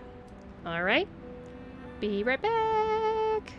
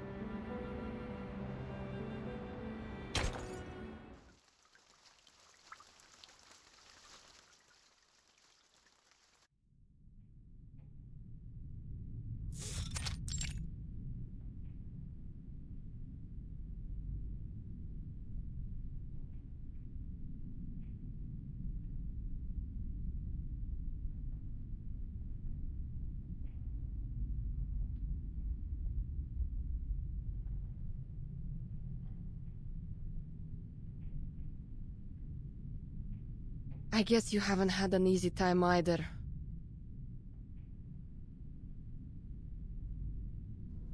I have bad news. Igor's just started a rebellion. Huh?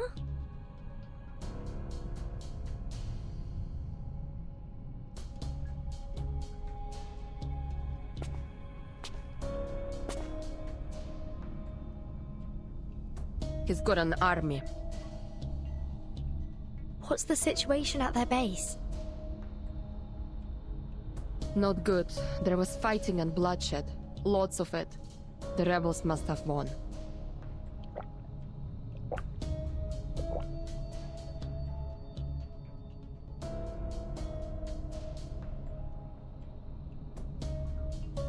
Those traitorous bastards. What about Lapera? Did she defect too? All I know is that she was sent to the Colonel's manor earlier. But why would Igor... if Lapera's also joined the rebellion? The old fart set us up.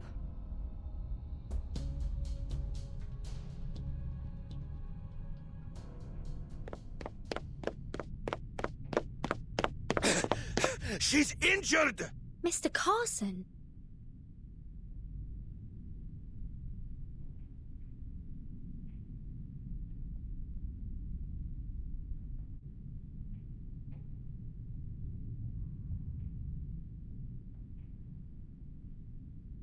It's Duncan, kid. But that's not important. Lopera needs medical attention. I'm fine. Damn you, Igor.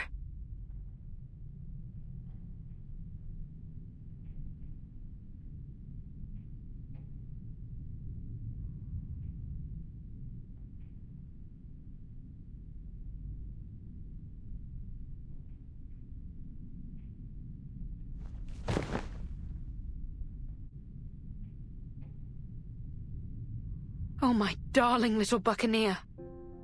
Who did this to you? Lapera, could you tell us what happened?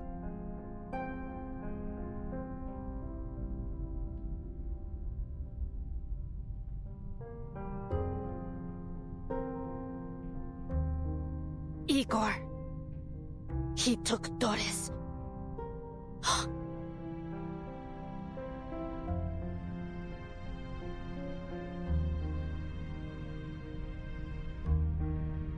So... are you going to go after him? Yes, but you should stay here. Igor still wants you. We'll come back for you later. Okay. What now then, Capitan? There are no Foundation branches nearby. If we request reinforcements, they'll be too slow to arrive. Then we go ourselves. Count me in. I have to talk to Igor. He owes me an answer. White Rum, could you take us to the Xeno base? Anything to save the dock. Anchors away, mateys.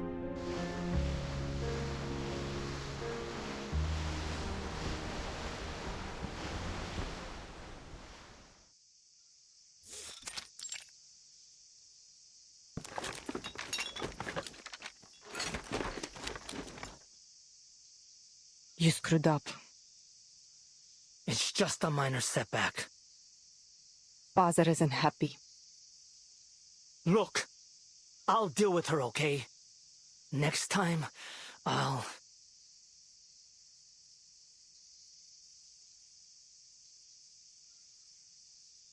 There won't be a next time. We can't just waltz into the Foundation and take her. Anyway, are the aircraft ready? Yeah. Father and the doctor will be boarding soon. Who is she, anyway? I don't know.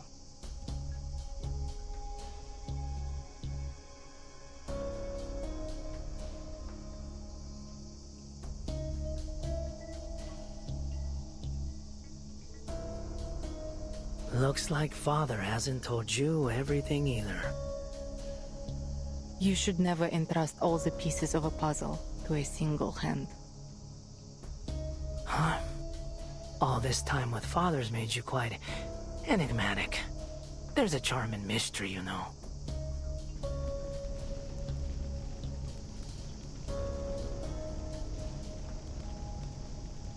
Are you not coming with us on the helicopter?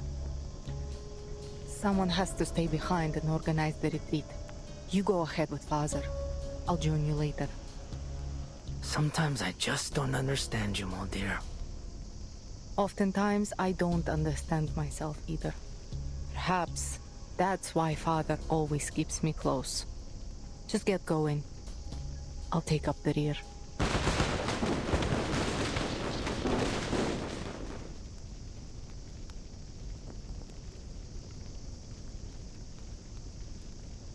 Ma'am, we're under attack!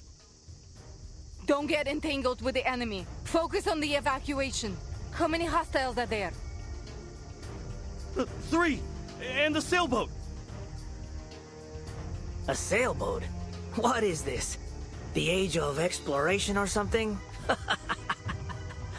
One of them is flying some kind of aircraft. Oh, she's fast! 2 squads are currently engaged with her in Courtyard A2! So, you're just going to leave me here in San Paulo, huh?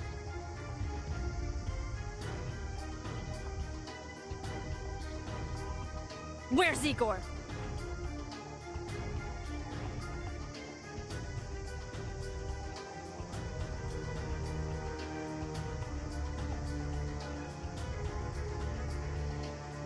You've grown taller since we last met, dear little sister.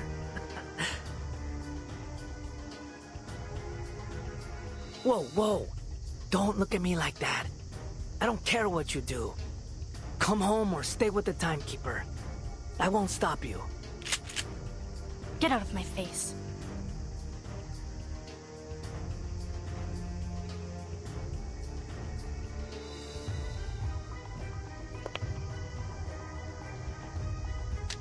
Molly.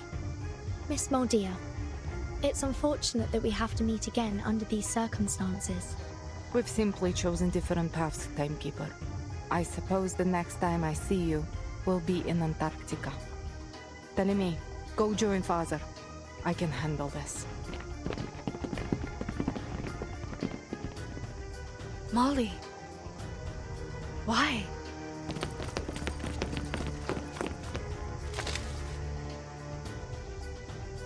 Forgive me.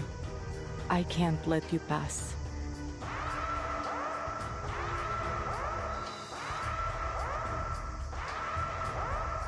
Soldiers, take aim.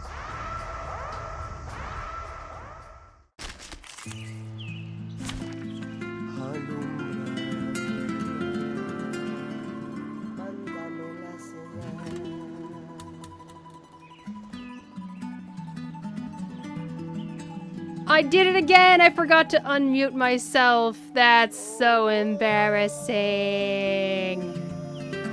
What the heck happened there? Anyway, I'm gonna go check the oven, and I'll be right back.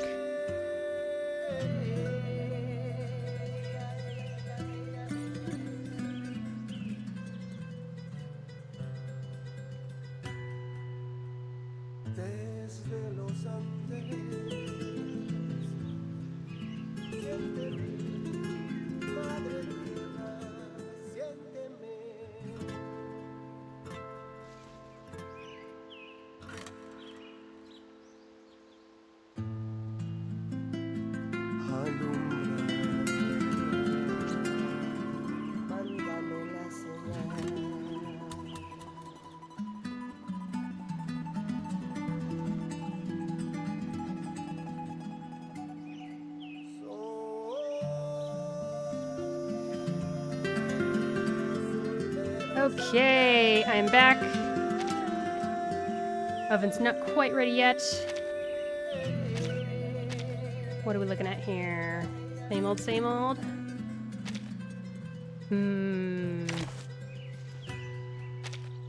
I'm here for a worn tooth. And it was by choosing Jay that they began their path towards victory. Sure. Easier to fight here than a back alley.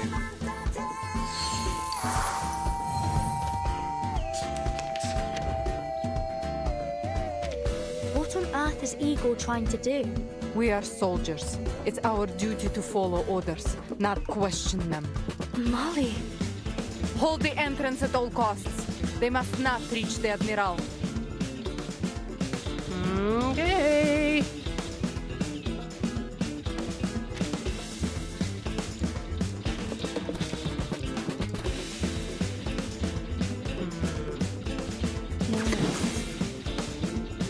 Time to heat up the forge. The moment of silence. Charging. I'm an artist of steel. We walk in long nights. Faraday's miracle.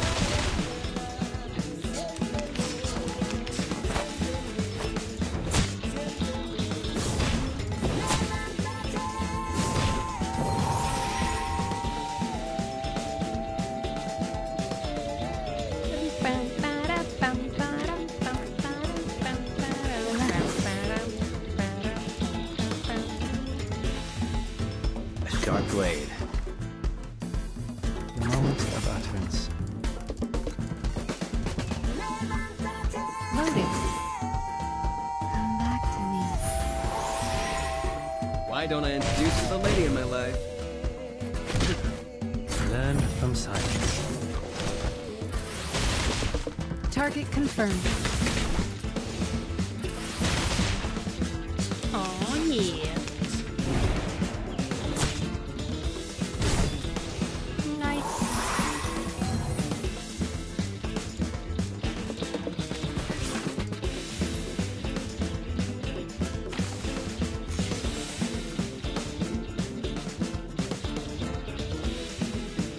The moment of silence.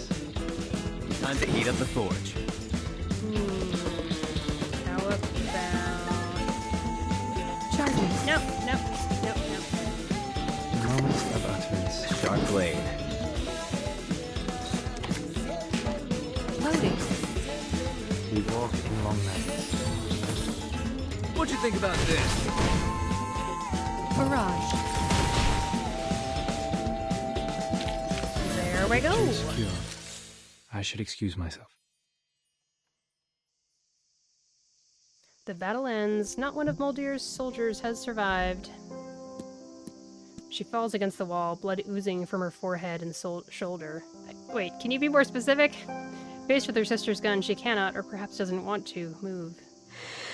There's sorrow in her eyes as her gaze meets her sister's. I don't ever want to see you again.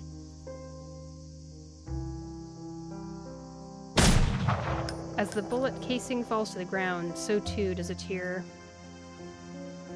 We couldn't halt Igor's escape. More rebels came at us following the gunfire, and we were forced to flee the base. We failed.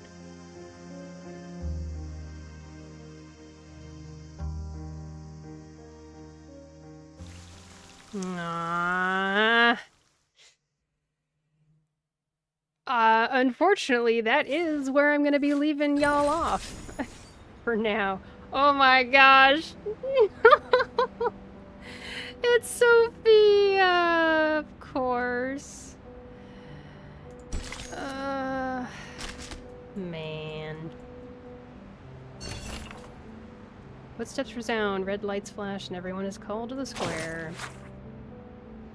The headquarters has informed all branches of the Brazilian branches experiencing their mutiny, though specific details remain unclear. All branches are ordered, effective immediately, to recall all units and temporarily detain any personnel who have served in Brazil or were under the command of any officers from the Brazilian branch. So, like, it's a mutiny, but not a mutiny of the leaders of the branch. It's the branches mutinying against the Foundation and Xeno or whatever. These individuals are to remain in custody until a special agent from the headquarters arrives for inspection. Mastermind behind this mutiny remains unidentified, and discussion of the matter is strictly prohibited. These successive mutinies in the Brazilian branch in such a short time are a great dishonor for us and represent the most severe loss Xeno has suffered in recent years. However, we stand resilient in the face of this loss. All is still under control. No sacrifice will stop us from moving forward, and all traitors will pay the price for their actions. Only brigadier generals and above are permitted to view the following message. We all know what Igor has done, but now may not be the most opportune time to confront our former war comrade with anger and vengeance. So it's only unidentified for people that are under the brigadier general. Man! I want to keep going. It's Sophia. She's right there. Okay. I mean, if you guys don't mind me constantly taking breaks so that I can put the pizza in the oven, I'm gonna go check on it right now. I hope it's ready and preheated enough. One moment.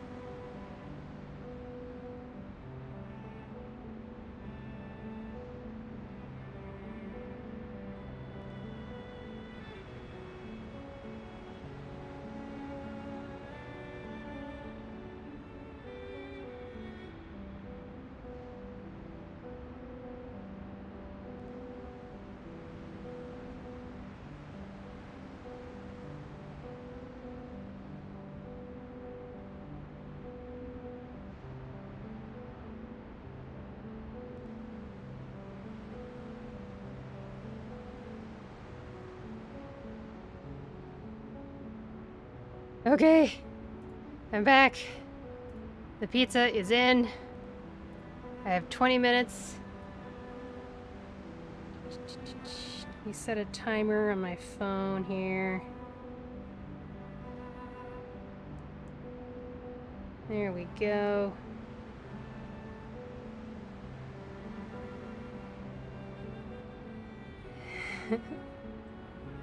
Okay. I just want to see Sophia so bad. I'm not going to finish all of the event, but I just want to do this one at least. Ugh. The Roaring 40s. What does that mean?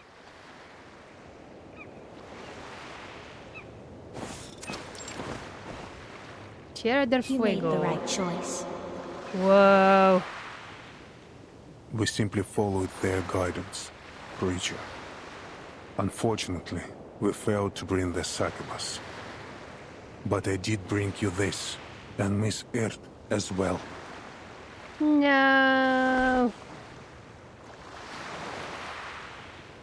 There she is, Sophia the Preacher. No, Admiral. Not you.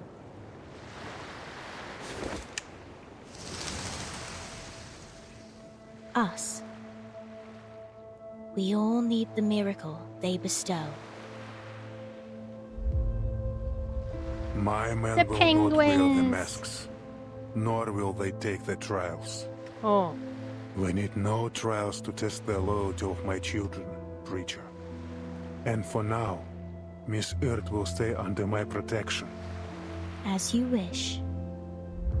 Okay. The Preacher agrees to all of the Admiral's requests. It doesn't matter. None of it matters. She looks southward toward the sea. Until next time, Admiral. The Preacher takes the relic left by the Mother of Resurrection and bids farewell to the Admiral. The relic left by the Mother of Resurrection. Is that a reference to Arcana? Father, I shot at Lopera. Shooting is one thing. Whether the bullet hits the heart or the ground is another. To the Admiral, however, it is unimportant. I have to be honest, Father. I don't fully agree with your decision. At least not on a personal level. You are entitled to your opinion, Lieutenant. But I don't need your approval. I understand. You only need my obedience. Precisely. Had you anticipated that Lopera wouldn't come with us? She is inconsequential.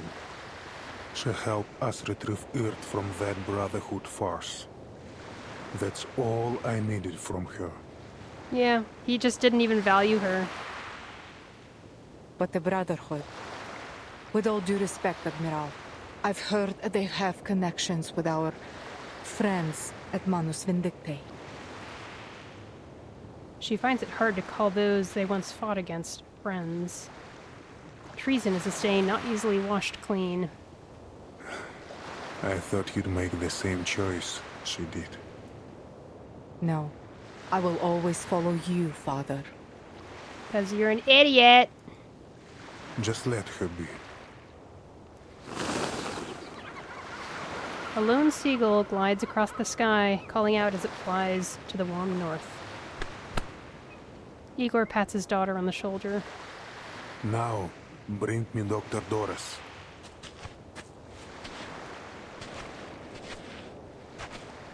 Father. She dutifully leads the doctor to her father and leaves the two alone. I don't know you, sir. You must have mistaken me for someone else. No, I couldn't possibly mistake you. Old friend. In the last days before the millennium, we fought side by side. Really? Memories flood the weathered halls of the old Admiral's mind.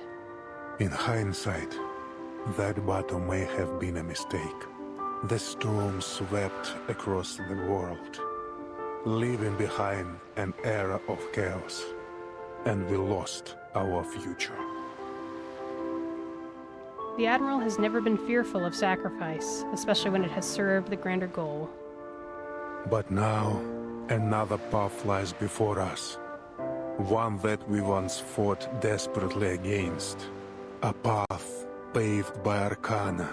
A path leading to a world free of conflict. My old friend. Sadly, she cannot comprehend even a fragment of these words. She's simply Dr. Doris, nothing more. That marble chair the Foundation gave you. What's the secret behind it? What happened to you after you pressed that button? Nothing.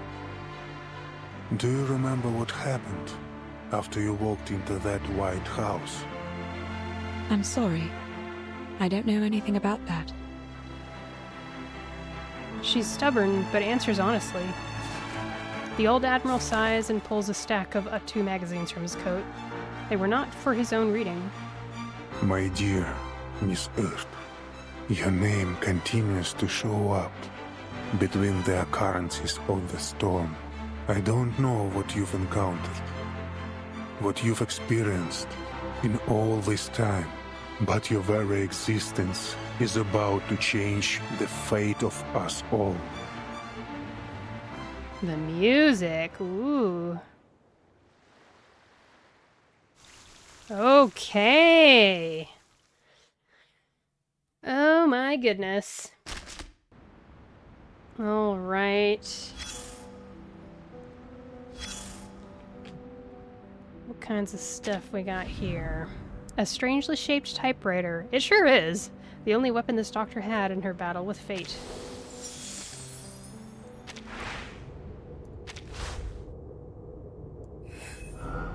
It has accompanied me through... I wish I could read that. Cholera, malaria, countless other maladies, some yet named by the medical community. In the face of death, we are all the same. In the labyrinthine allies of the favelas. Poverty and destitution know no boundaries. People are divided by wealth and poverty.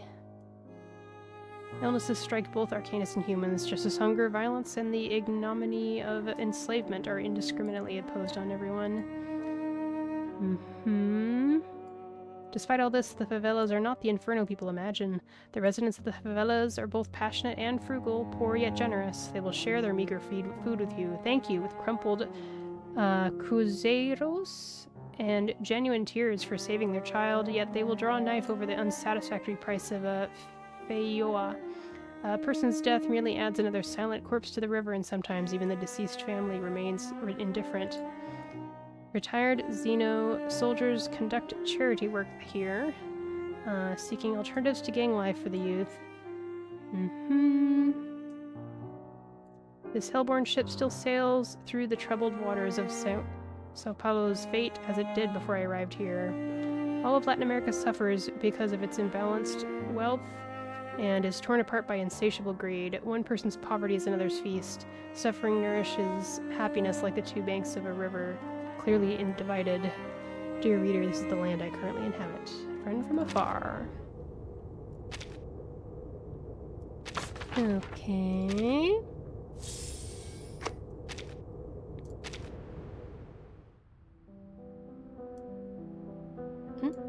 There we go. I have some news you'll be happy to hear. I'll spare you 1 minute. Trust me, you'll wish you had more than a minute for this. It involves a mutual friend of ours, a long-lost acquaintance you've been searching for. Doctor, writer. She goes by many titles, just like you and I. Sadly, in her current state, her brain capacity is limited. It's just like after that fateful battle ended. Few survived to remember her awe-inspiring feats. Now, this kind-hearted doctor has become a crucial part of another wicked scheme, of which our dear Admiral is well aware. I don't know yet. There's no mention of it in the reports. I do have some speculations, however.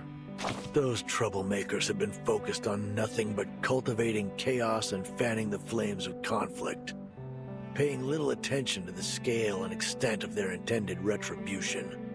That was a lot of words. Now it seems they've realized the uncertainty of this approach. Drastic, volatile retribution won't get them anywhere.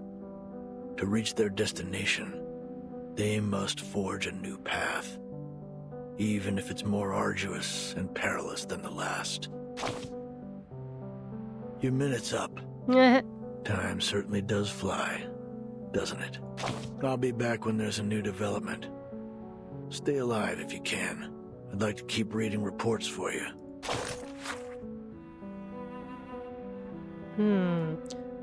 In her current state, her brain capacity is limited.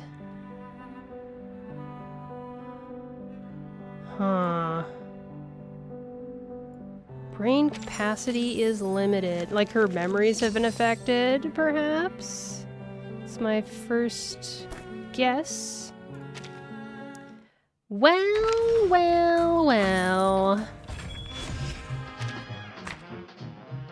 Interesting. Honestly, I appreciated that this story was a little bit more straightforward than some other main story adventures we've had. I was able to engage with it more because it was clear what was happening most of the time. So, I don't know if everyone likes this event, but I've had a good time. I have heard tell that there's some people in the, some people speaking out from the Brazilian part of the Reverse 1999 community who aren't super satisfied with the depiction of Brazil in this event. I still need to, like, hunt down those hot takes and read them, But I guess I'll retweet and repost or whatever I find, because I think it is important to hear those voices, even though, you know, they might only be some of the voices of the community, but this is their country that's getting represented here. So I think it's important. Yeah! Thank you so much for watching my very first 4-hour stream, it turns out. I mean, I guess I've done longer streams before. Never mind. But thank you for watching the stream, regardless of what length it was, whether this was live or as a VOD. Just like you've seen pop up in my chat every once in a while, you can follow my socials. ShinyBot TV on Twitter or X, Blue Sky, YouTube, here on Twitch. Yeah! Make sure you take care of yourself, eat some food, stay hydrated, let other people know what your needs are. And with that, I think I'll be signing off and sending people on a raid. But bye, YouTube!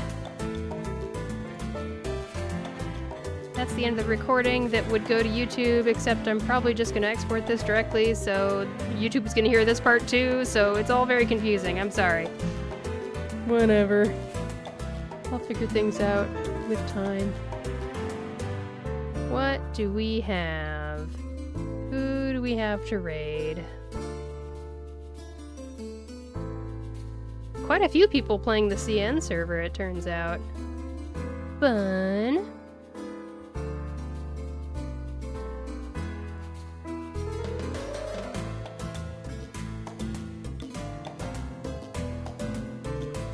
Okay. Why don't we go ahead and hang out with this person who just started the game recently, it looks like. Nice! Alright, give them a big welcome. Oh, we are unable to raid them at this time. Never mind. I take that back. Let's see. I think everyone else streaming right now is either CN server or speaking non-English languages. Or both.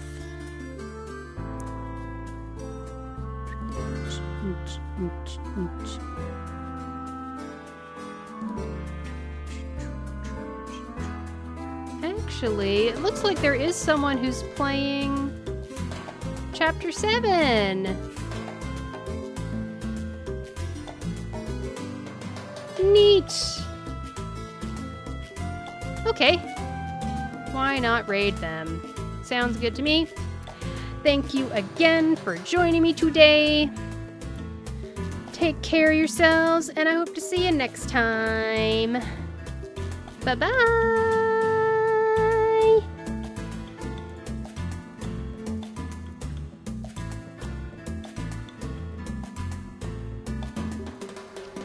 In 17 hours.